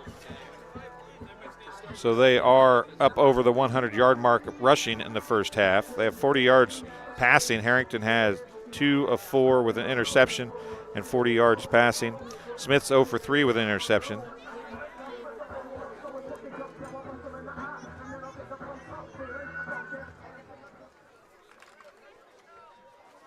Dimlia has 1 catch for 10 yards, and LeBourne has 1 catch for 32 yards. So it's actually 42 yards passing for Harrington, excuse me. They have unofficially 8 first downs, but 3 penalties for 38 yards due to the Thunder. 3 minutes going back on the clock for warm-up time. For South Fork, 5 carries for 27 yards for Brody Van Hoser. George Bailey has 9 carries for 41 yards. Walker has 1 carry for 8 yards. Van Hoser unofficially 2 for 4, or make that 3 for 4 for 25 yards. Long pass is 14 on a touchdown pass to Hout. Shanks had a 3-yard reception, and DePage had an 8-yard reception. He has attempted a couple passes to Lush, but they have not been completed. 2 penalties for 10 yards unofficially, and I only had them marked down for 2 first downs. I'm not sure. They had a couple of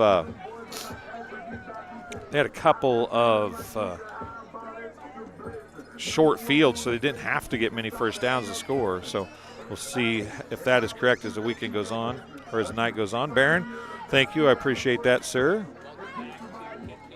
Bull Cub, thanks for joining us. Davidson, great job. Thanks for being here. It was a very good first half of football. There's no doubt about it. Cal has been here the entire time, or Kay. It's Cal, I think. I can't see. It's too close. Is it Kay? Has been here the whole time. I appreciate you guys being here, all of you. Good vibe. Been here for most of the game as well. MDH and WIU go together. That is correct. Good vibe.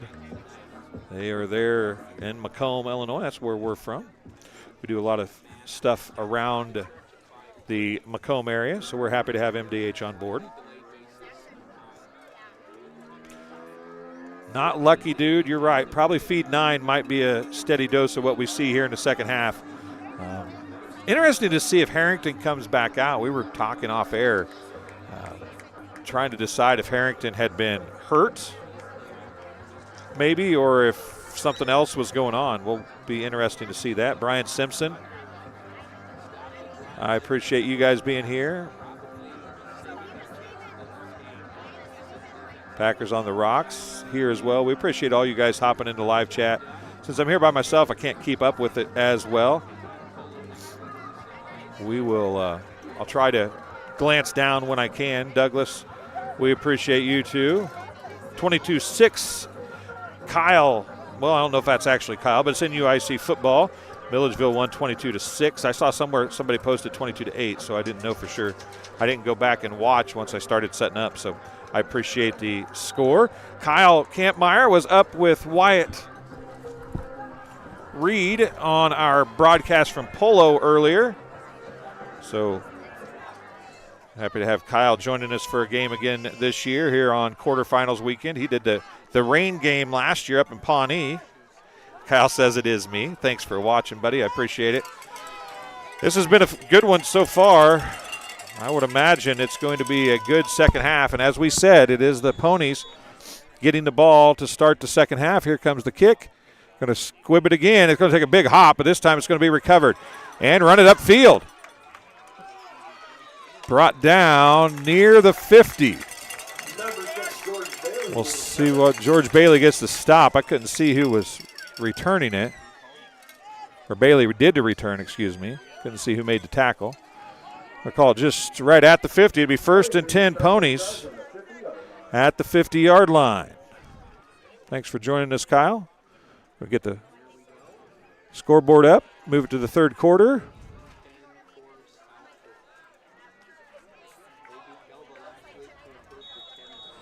Here we go. First play. Badimlia. Yeah, I had to ask. I knew it was a different pronunciation, and I couldn't remember. Van Hoser going to keep it. He's got some running room around the left side. And he's going to be close to a first down. Looks like he's going to get a gain of 9. It'll bring up 2nd down and 1.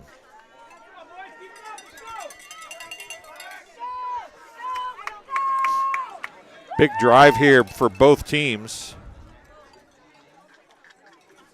2 straight rushes of 9 yards going back to the first half there. This is a big, big first down, though. Mumford was back today, so that makes a big difference for Polo. There's no doubt about it.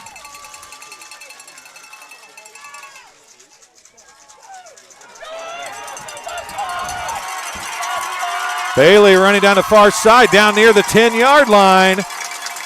He got tracked down from behind, but he goes from the 41. See where they mark it. Looks like it's going to be short of the 10-yard line.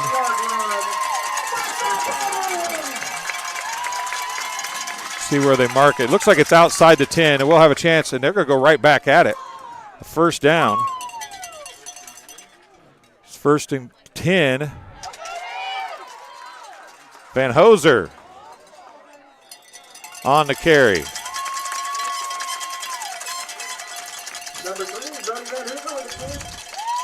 From the 11, so a 30-yard run for Bailey. 7-yard run, 2nd and 3 for Van Hoser.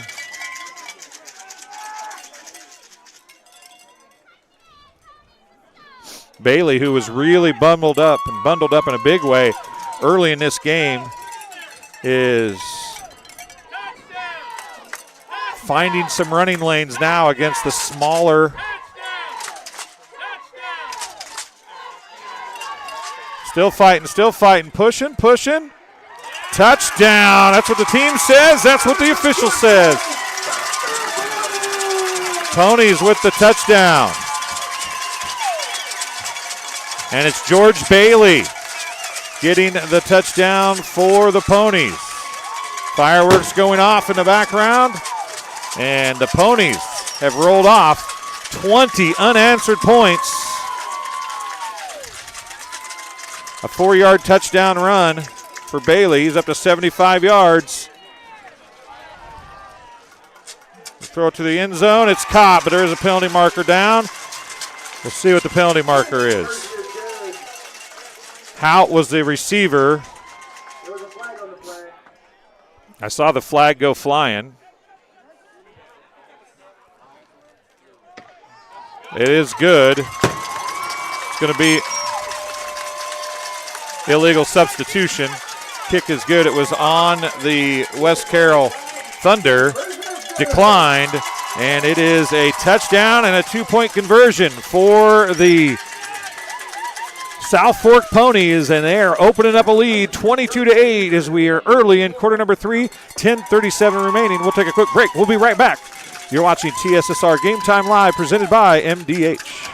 Tim Gould Farms in Henry County. He trusts Illinois Farm Bureau to have his back, and so can you. Farm Bureau has a very large impact on local communities and on the state level. There's different avenues of communications, such as Farm Week, Ag Safety, Ag in the Classroom, scholarship programs. Between off the farm job, the farm, and family, my life without Farm Bureau would feel as though I'm on my own. The Illinois Farm Bureau Advantage: impactful advocacy, trusted information, and meaningful development.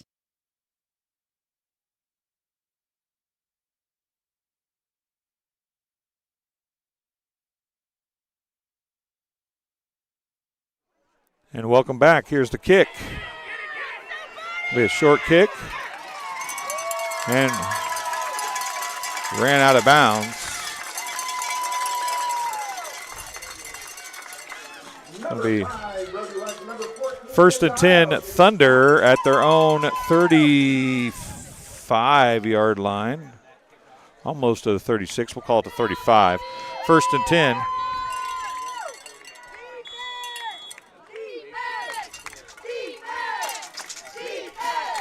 See if Aiden Buckholtz can get this team back in it here. He had a lot of success early. They kind of went away from him. Harrington is back in the ball game.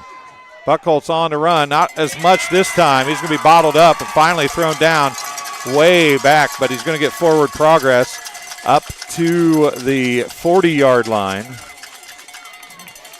Give him a gain of 4.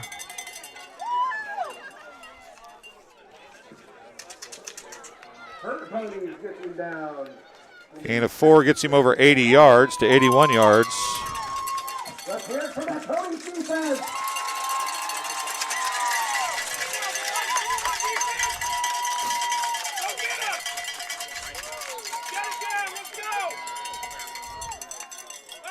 Offset I again, right side. Harrington up under center. Buckholz a deep setback. Handoff goes to the first back through.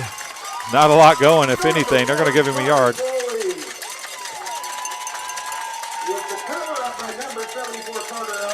Cohen good on the carry, going to give him a yard. It'll bring up third in a short 5.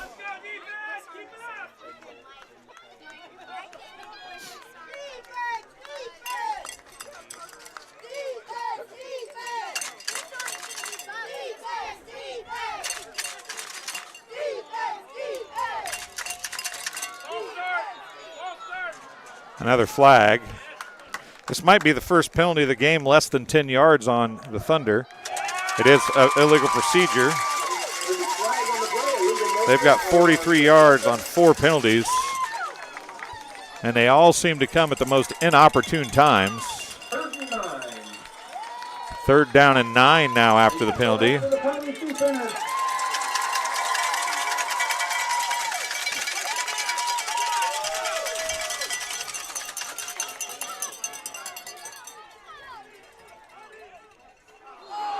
Well, might have just got it back.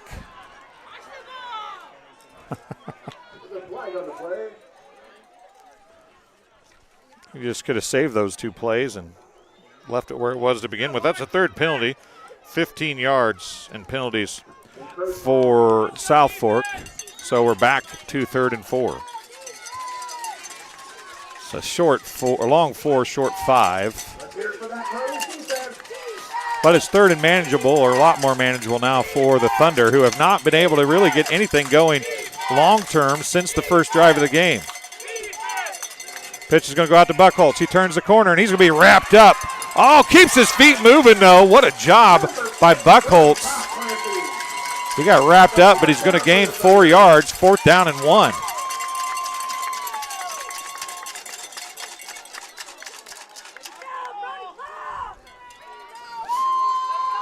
Big 4th down play coming here. The Thunder, Cohen Good and Race Mix come in.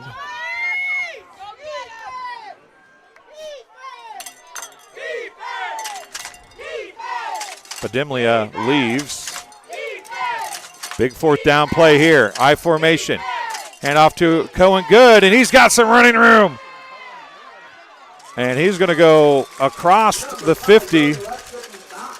From the 45 to the 40, a 15-yard gain and a 1st down.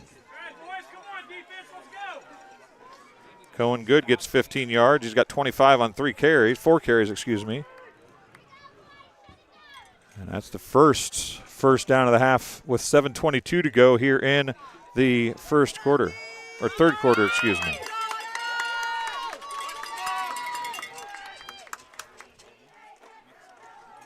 And offsides again. They're going to throw the flag. Never touched anybody. Harrington draws them off again, I do believe. Obviously has changed his count since that illegal procedure.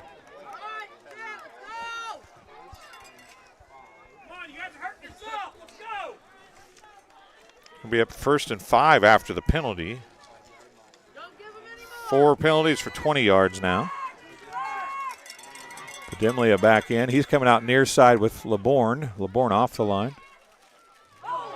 Ball is over the head, and Harrington goes after it, falls down on it. Loses 10. A loss of 10 is going to bring up 2nd down and 15.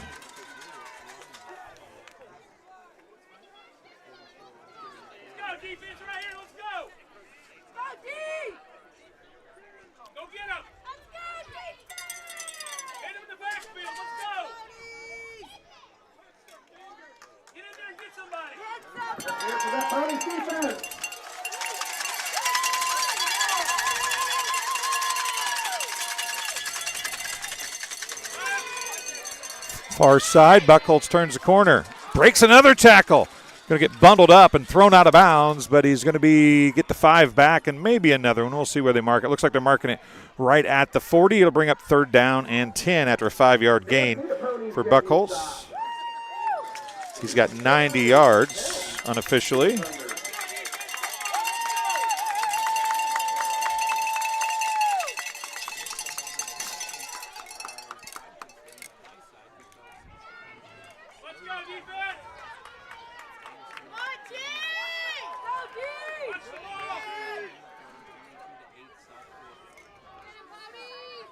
Hand off, Buckholz up the middle. Have not seen that a lot out of him, but he breaks the tackle down the sidelines, out of bounds. Lush gets him out of bounds, but he goes from the 40. We'll see where they mark it.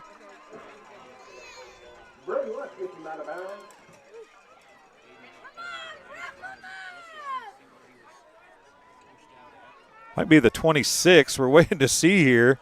No, they're going to move it out, or they're going to move it back. Where are they going to move it to? 26-yard line, a 14-yard gain, and a first down. For anybody in the live chat was wanting them to hand the ball to 9 more, they're doing it now. Here's the pitch to Buckholz. He's got more running room around the right side this time. Down the sideline and finally gets knocked out of bounds inside the 10. Looks like he's about to the 5 or 6 yard line.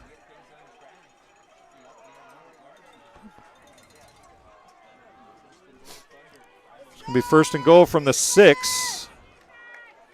So a 20-yard gain and another first down.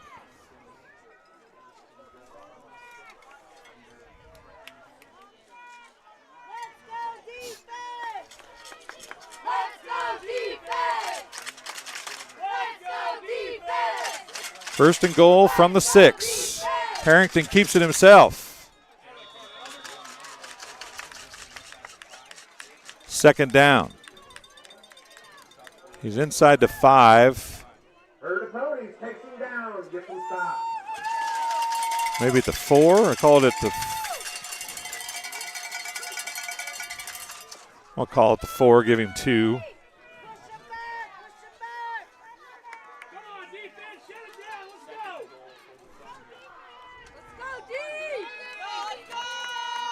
We're not very high here, so seeing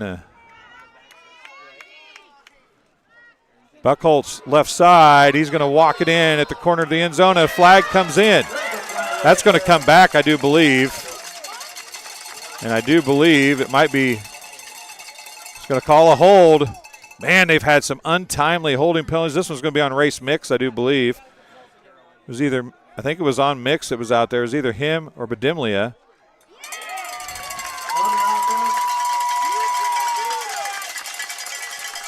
A touchdown called back. Second down and 13. Third goal from the 13 now.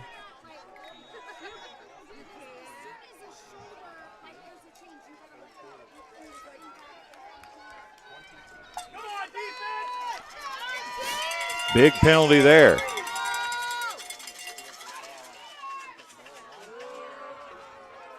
Buckholz again, around the right side. Shakes a tackle and dives for the end zone. Touchdown, Aiden Buckholz and the Thunder.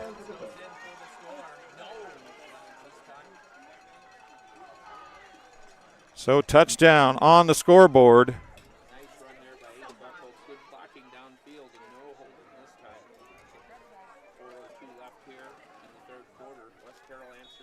West Carroll gets back in the end zone.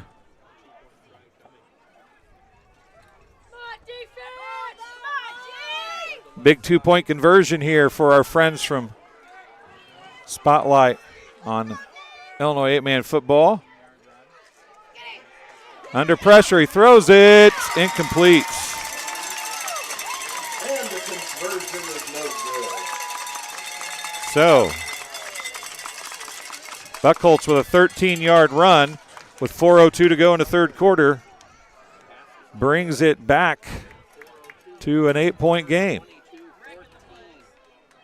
You're watching TSSR Game Time Live presented by MDH. We'll be right back. There's so many advantages and opportunities within Illinois Farm Bureau to work on yourself, on your business, and the agriculture industry as a whole. That's why Douglas County farmer McKenna France is all in on the Illinois Farm Bureau. We invest in the people who make agriculture thrive. The Illinois Farm Bureau Advantage: impactful advocacy, trusted information, and meaningful development.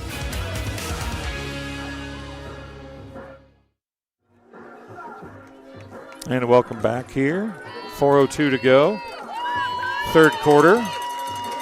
First time we've had both teams score in the same quarter.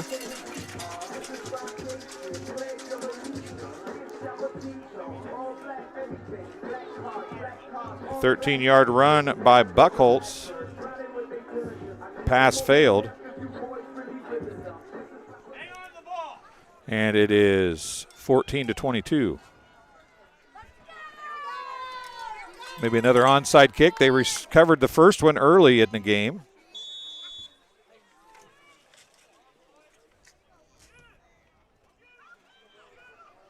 Squibs all the way through. Van Hoser will keep pile moving forward. And just kept the legs pumping. Who says the quarterback can't run with power? 1st and 10 out near the 45-yard line. Looks like they're going to mark it right at the 45. 1st and 10 Ponies with an 8-point lead, 3:52 to go from their own 45-yard line.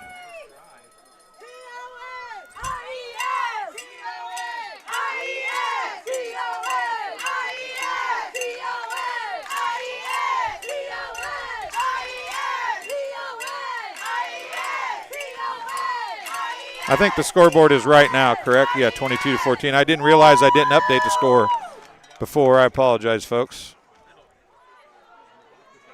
Oh, and a little jump step there to get something out of nothing. George Bailey going to go for a gain of 3.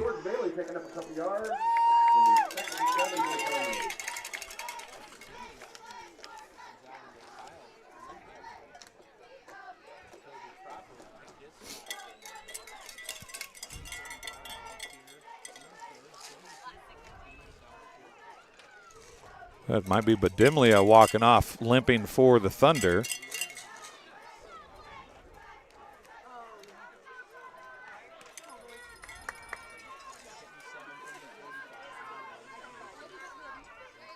Van Hoser on the fake's going to keep it right side. He's going to be close to a first down. Gain of about 5, it would appear.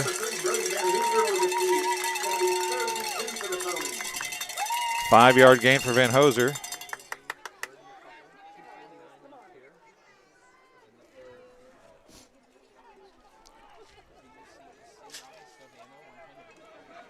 Once again, if you're looking for the Pawnee game, I'm going to head over there as quick as I can right after this game. It's only about 12 miles. We're not going to have coaches' interviews after this game. Up the middle, Bailey. Look at that coming through, making the stop as Buchholz. One big running back to the other, a loss of 2. And it's going to bring up 4th down and 4, a huge stop for the Thunder and Buchholz.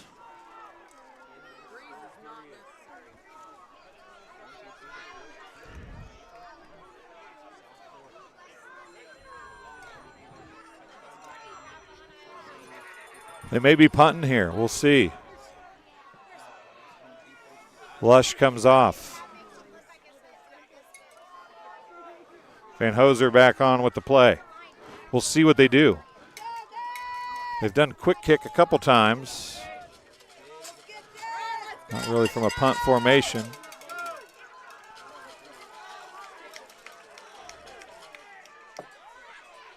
Try to dry him off.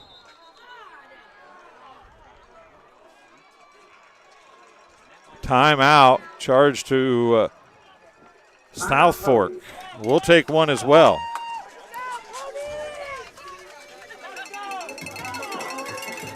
We'll be right back. You're watching the I8FA on TSSR Game Time Live, presented by MDH. My philosophy in pediatrics is definitely prevention, early intervention, and advocacy. Being an advocate for my patients is one of the main reasons why I got into pediatrics in the first place. I like working close with families and being able to empower moms, especially first-time moms, or empower any caregiver. MDH Peds gives that family-centered care. My name is Leilani Segura, and I am a pediatrician at McDonough Districts Hospital. And welcome back here. 4th down play coming. Van Hooser. I'll try to get that better. Van Hooser. I think I said it that way earlier. They're going to throw it on 4th down. Pass is complete. Lush breaks the tackle. It's a foot race to the end zone. Harrington trying to get there. He won't. Touchdown, Ponies. On 4th and 4 from the 50. A 50-yard touchdown pass from Van Hooser. I'm sorry.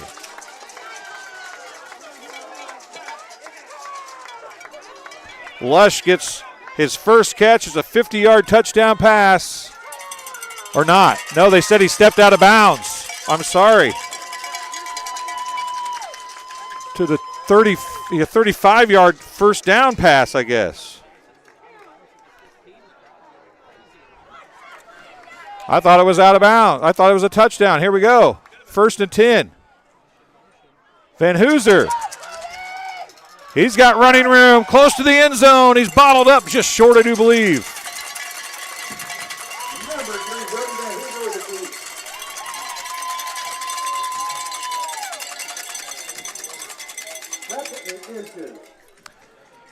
Gain of 9 for Van Hooser. 41 seconds, clock running. Here in the 3rd quarter still.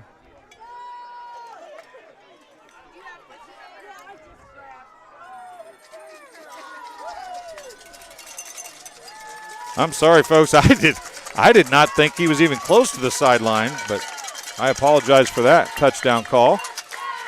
Van Hooser hands off to Bailey. Bailey kept it inside the lines that time.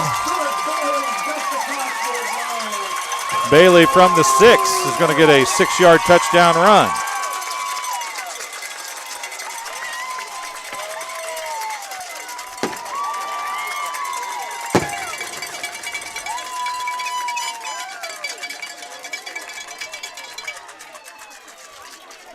Two-point conversion coming here.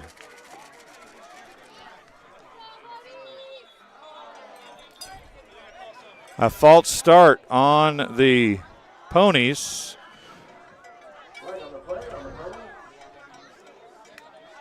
Change the play now. It's going to be an 8-yard two-point conversion. Bailey comes back in.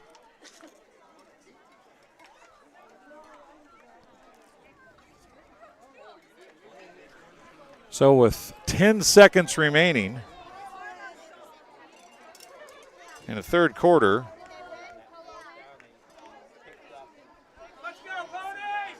a 6-yard run for Bailey. Two-point conversion coming here.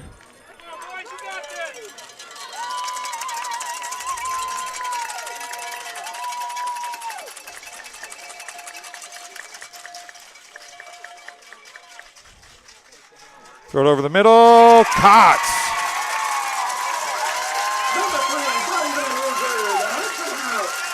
Howe again makes another two-point conversion catch this time. And the two-point conversion is good. Makes it 30-14.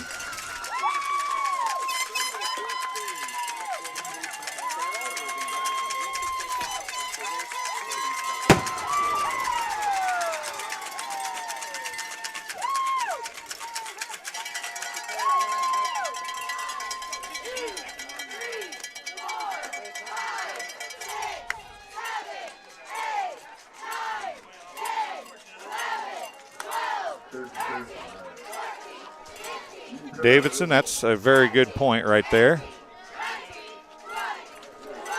5-yard penalty. I got to mark that down on South Fork. Now 5 for 25 yards. 3 to 24 on a pass.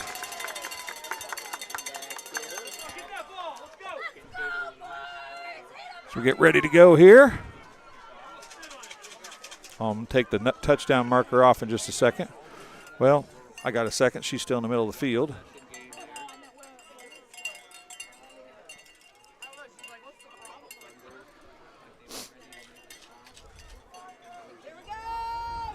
What are we doing here? Picking up that.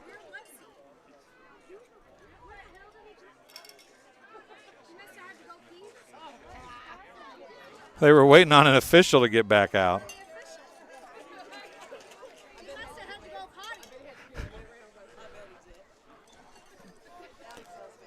There is one fan who's saying they might have had to go to the bathroom. And if that's the case, I've never seen that before, but it's the first time for everything. Got some running room, left side, round into corner, across the 50. Number 10, Stefan Shanks, knocked him out of bounds. Stefan Shanks with the tackle. Trying to see who that was.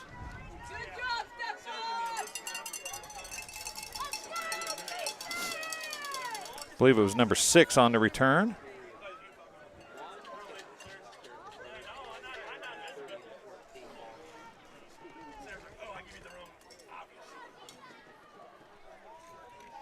One second remaining in the third quarter. First and 10 at the 47 of the Ponies for West Carroll. Hand off to Buckholz, bounces up the middle, across the 45. That's where we'll end the third quarter of play.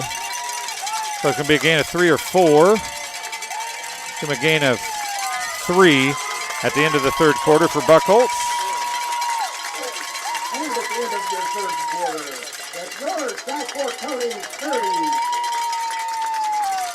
So at the end of the quarter number 3, it's 30-14.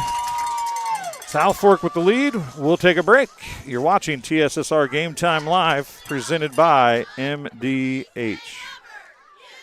Tim Gould Farms in Henry County. He trusts Illinois Farm Bureau to have his back, and so can you. Farm Bureau has a very large impact on local communities and on the state level. There's different avenues of communications, such as Farm Week, Ag Safety, Ag in the Classroom, scholarship programs, between an off-the-farm job, the farm, and family. My life without Farm Bureau would feel as though I'm on my own. The Illinois Farm Bureau Advantage. Impactful advocacy, trusted information, and meaningful development. And welcome back here to Kincaid, South Fork, and West Carroll doing battle here as we head to the fourth quarter of play.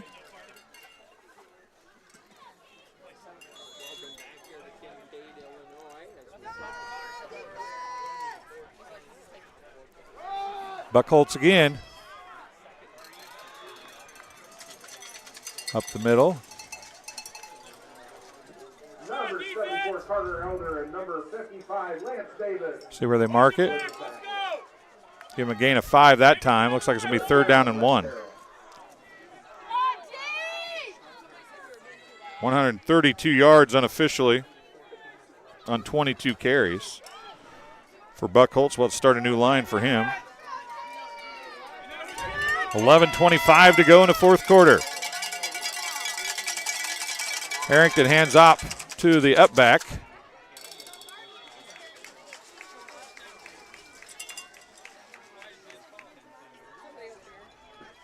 Brody Pop, Carter Elder, and Lance Davis getting down.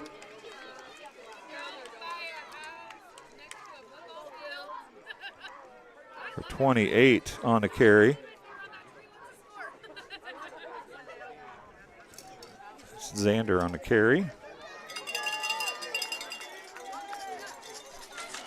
Gain of 0.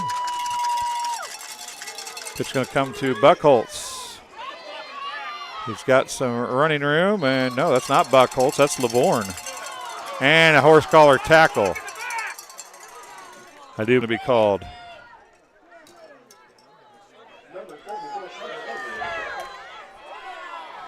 LeBourne.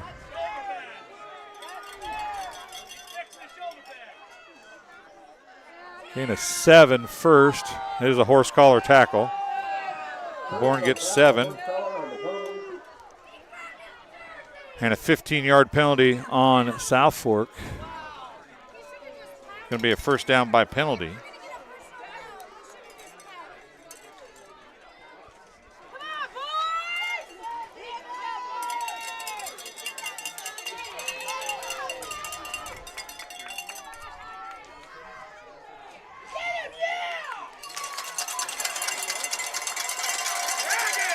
LeBourne grabbing his shoulder when he stands up that time.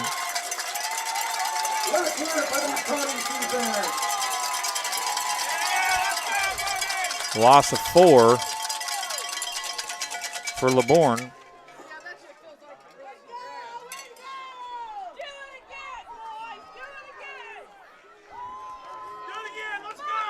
Big stop by Brody Pop.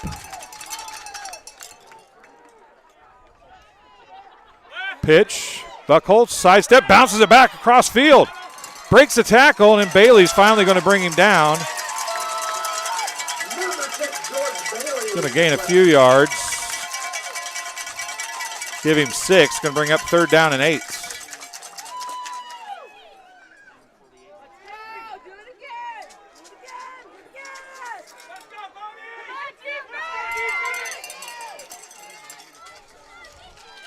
Third and 8. Down by 16. Harrington looks to throw. He gets hit as he throws. It's going to be short. Lush with his 3rd interception. He's got a lot of running room. He beats him down the sideline. Lush to the 50, to the 40, to the 30, 20, 10, 5. Touchdown, Ponies.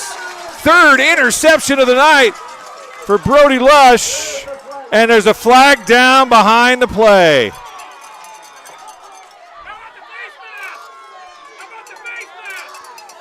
Should be a post-possession penalty, I believe.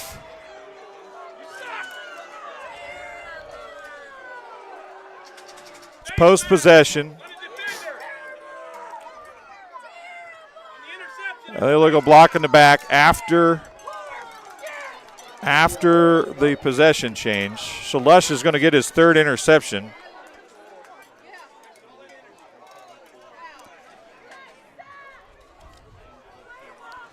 And they will mark off the block in the back penalty.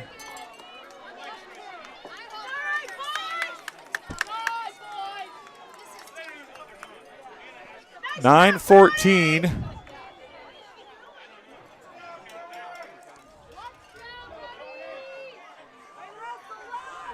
A 10-yard penalty from the spot of the foul.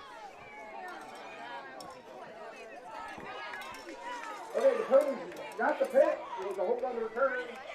First down, So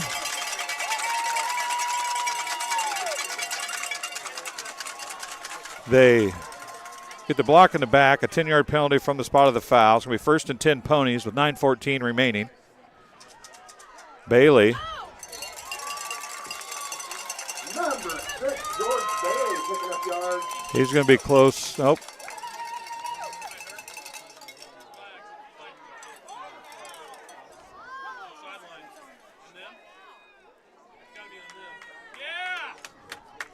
There's a flag on the play.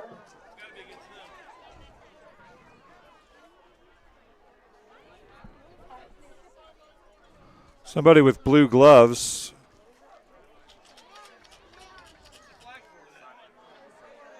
Sideline warning was the flag.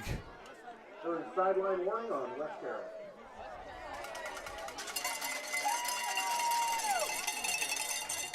Official timeout. I think there's maybe a medical problem.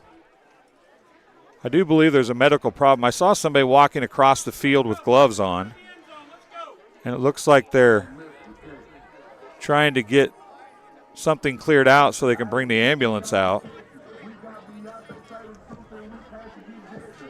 I don't know who or where it is. There was somebody coming across from the far sideline.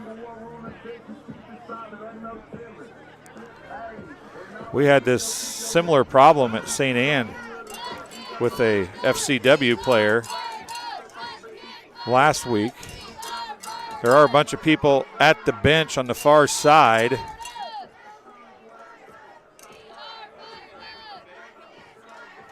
So we will have a little bit of a break here.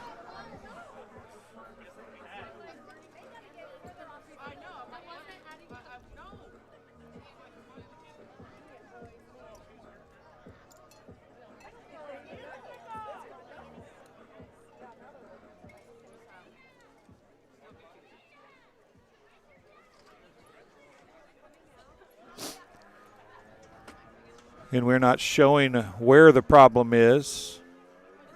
So we have 8:58 to play here in the fourth quarter. It is 30-24, or 30-14, excuse me.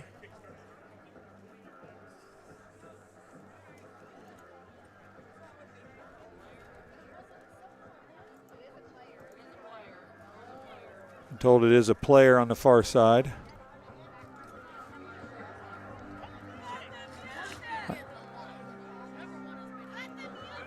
Will not speculate on what it was. But as I mentioned earlier, when that play was called, Bailey went for a gain of 6. It's going to bring second down and 4.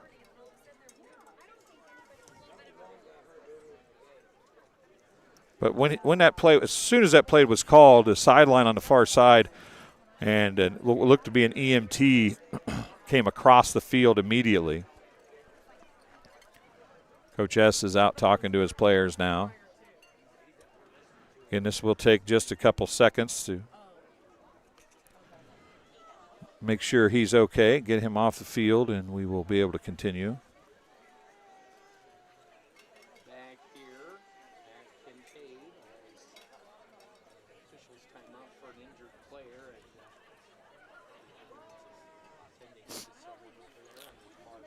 Okay, who are you? Who's impersonating somebody else? Which one? Well, I can block him, but I can't watch the chat as much as I normally do. So if somebody lets me know who I should block, I can do that. They're going to put him in the ambulance. Crowd giving him a cheer.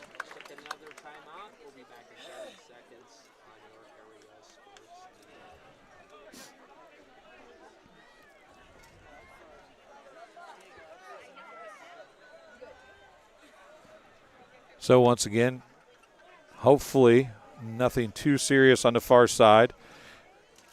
They're getting players ready to play. The ambulance is still on the sideline over there.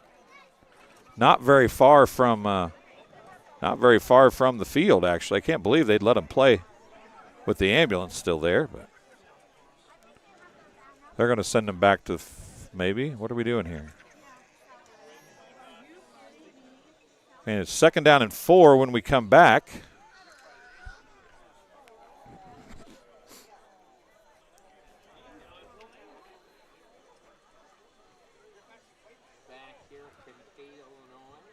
Still taking the ambulance.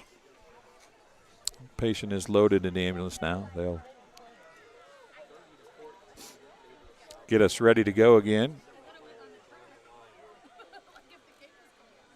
You can see where the ambulance was. It's where it was when they initially brought him back out and lined him up to take off. And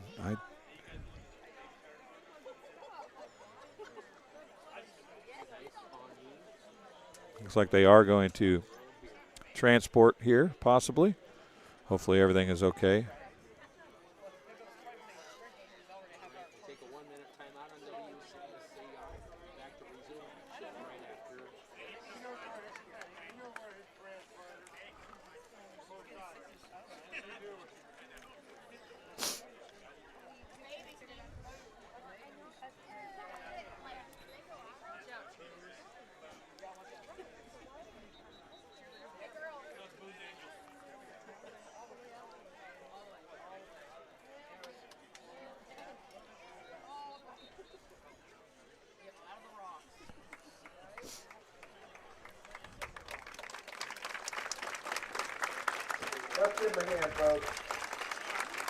Crowd giving a hand to the injured player. Again, we're not privy to who that is or what the injury was. Hopefully nothing serious.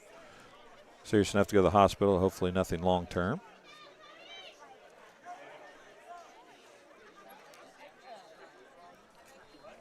So here we go. We're ready to go again. 8:58 to go in the fourth quarter.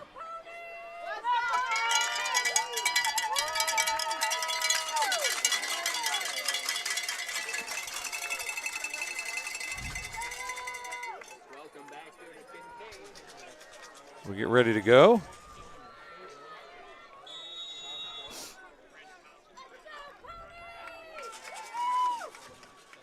Bailey with it. Got some more running room.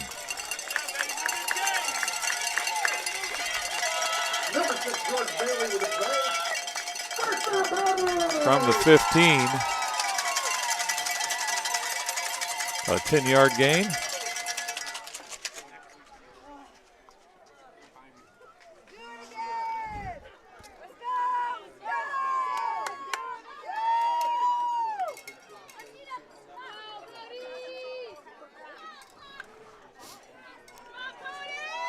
First down and 10 from about the 26-yard line.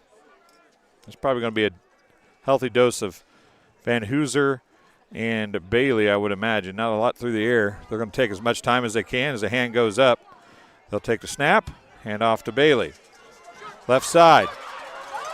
Keeps things moving, and he's going to get another first down. It does appear.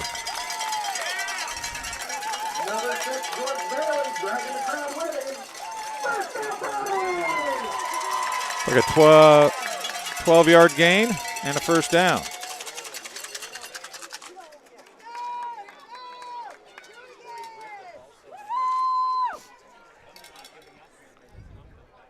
Clock running, 7:44 to go. And the Ponies are already in clock wasting mode here as they'll go to the line and wait for the back judge, who I will show you deep, maybe, back there to the right of your screen. He'll start waving his arm before they do anything, I would imagine. They kind of set back up.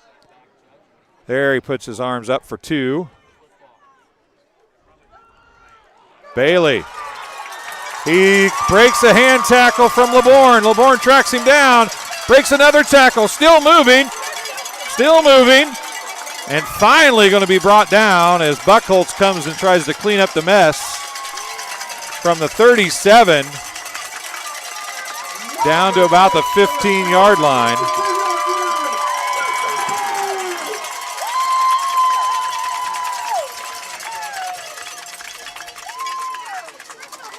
(13 and 35) is 48 yards unofficially.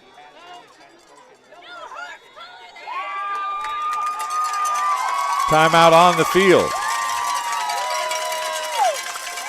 We'll take a break as well. In the red zone are the Ponies trying to answer any questions. Do they belong in this semifinal round? They're saying yes. They're working their way there. 6:51 to go, and it is 30-14 Ponies, and they have it in the red zone. We'll be right back. You're watching TSSR Game Time Live, presented by MDH. There's so many advantages and opportunities within Illinois Farm Bureau to work on yourself, on your business, and the agriculture industry as a whole. That's why Douglas County farmer McKenna France is all in on the Illinois Farm Bureau. We invest in the people who make agriculture thrive. The Illinois Farm Bureau Advantage: impactful advocacy, trusted information, and meaningful development.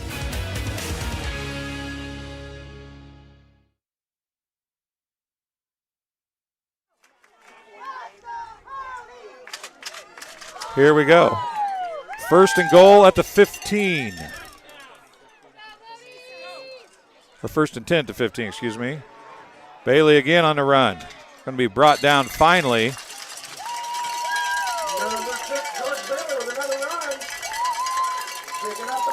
Gain of 4 or 5.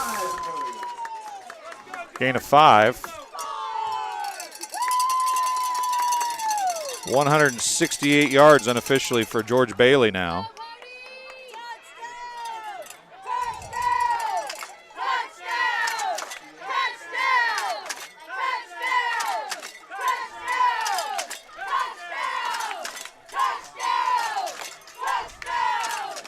Again, we will be at the Pawnee game as soon as this game is over.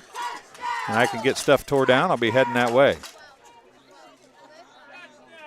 Taking as much time as they can again. Van Hooser to Bailey. Be close to a first down. There's going to be third, though. A gain of 4.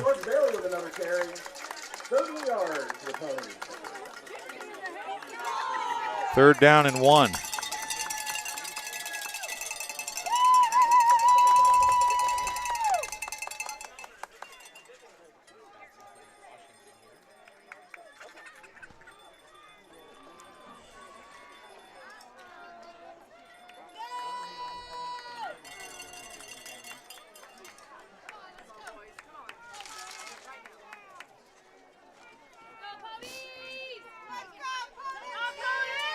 3rd and 1 at the 6.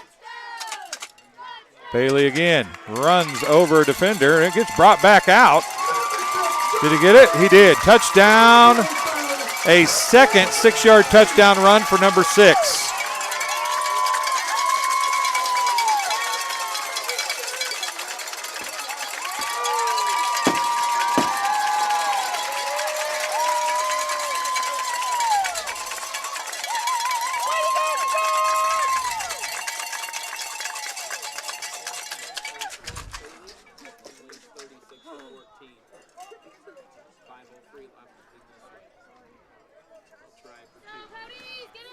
Try for 2 here again.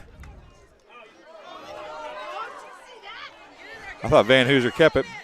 George Bailey is in, battles his way in. A 2-point conversion for George Bailey.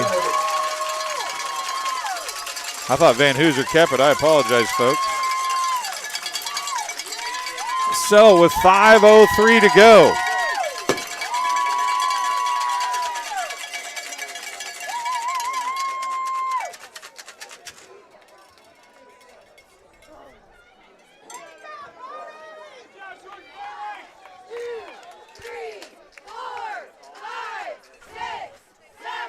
Cheerleaders doing a bunch of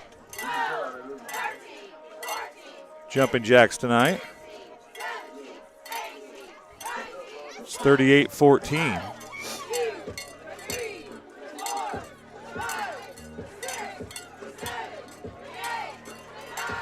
So in the 4th quarter, 5:03 to go. South Fork back on the scoreboard again. This time another 6-yard run, a second one in a row for George Bailey. The run by Bailey was good. And it is 38-14.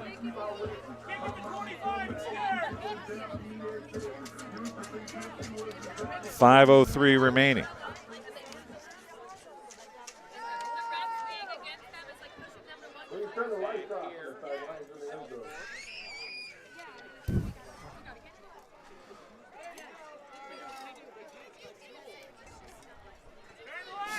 Trying to get lights turned off on the far side. I believe might be some West Carroll fans trying to leave. That's what we're seeing is a car backing out on the far side.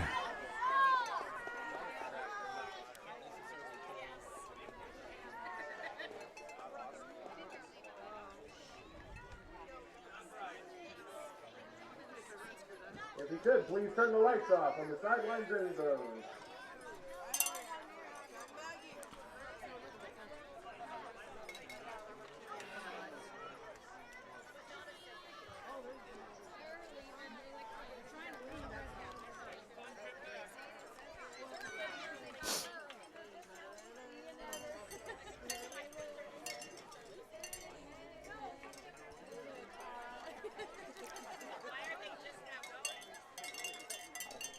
So we've waited there for a couple cars to leave. Here's the squib kick again.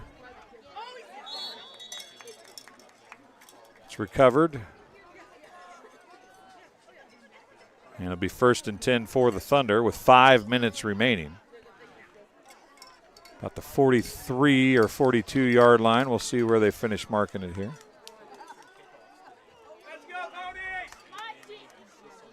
Call it the 43. 1st and 10. Thunder at their own 43-yard line.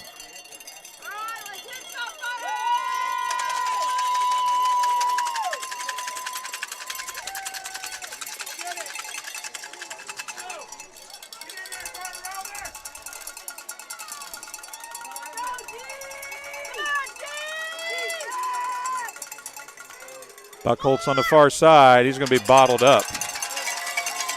One of the shortest games for him all night.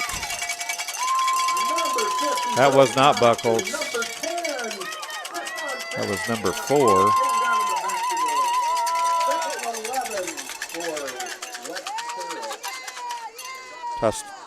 Tostado goes to no gain. Actually lost one.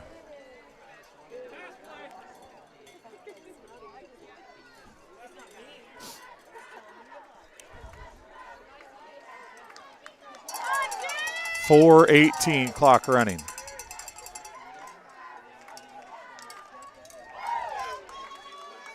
And they're going to take as much time off the clock as they can now.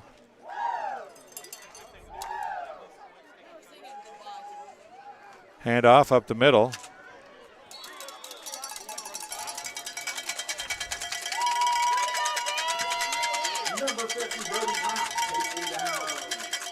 Gain of 4.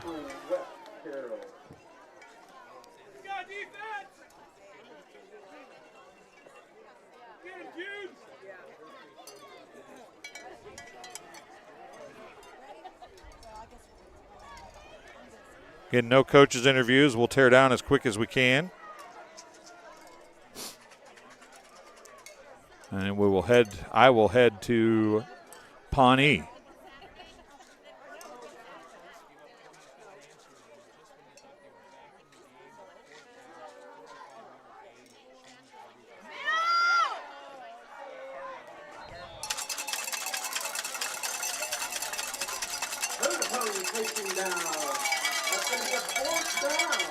Tostado will go for a gain of 4, brings up 4th down and 3.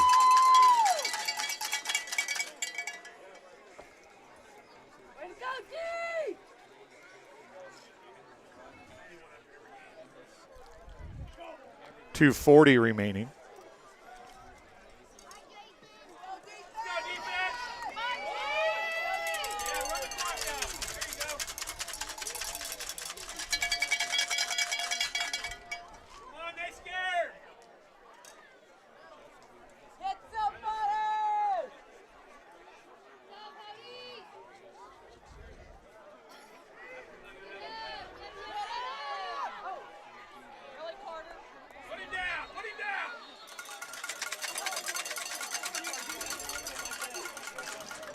Carry. Short of a first down, it would appear. Turnover on downs, 1st and 10. The Ponies, and they can run the clock out, I do believe.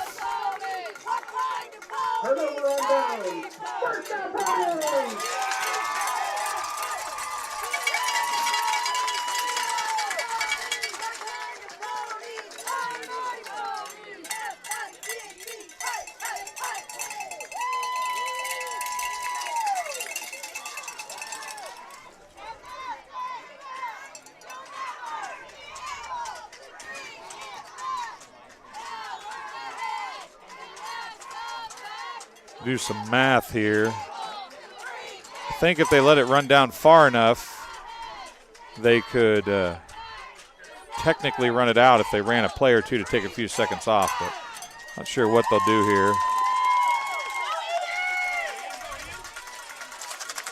If they get a first down, it will for sure be the end of the game. Ian Dial on the carry.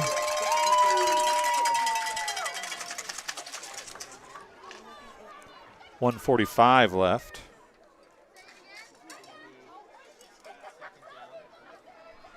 Goes for a gain of 7, 2nd and 3.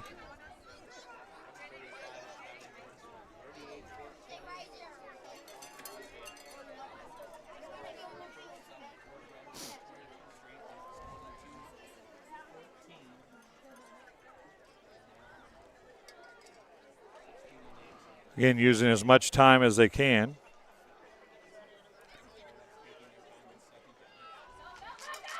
There's the first down and a lot more.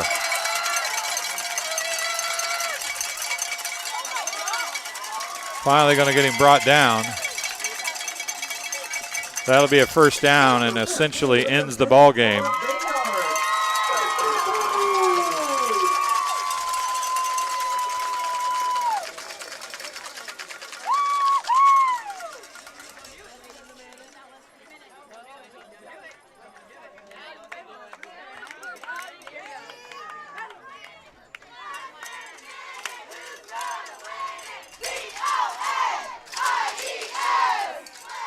They will not have to actually run a play. They'll take a knee, and it'll be the last play of the game. Just got to get down below 40 seconds, and it will end the ball game. They are there now. This will be the last play. Final score, 38-14. The Ponies advance to the semifinal round for the first time. And the Marcos will be coming to Kincaid next Saturday. You'll be able to watch it here on TSSR Game Time Live, presented by MDH, as the road to Monmouth continues and the Illinois Farm Bureau State Championship game exclusively on TSSR Game Time Live, presented by MDH. I'm going to silence things up. Thanks, everybody, for being in the live chat. We appreciate you being here. We're going to start tearing down, but we will leave the live chat up until the handshake is completed. Once again, thanks for joining us. I'm going to hustle over to Pawnee. You'll be able to catch the second half of that game in just a few minutes.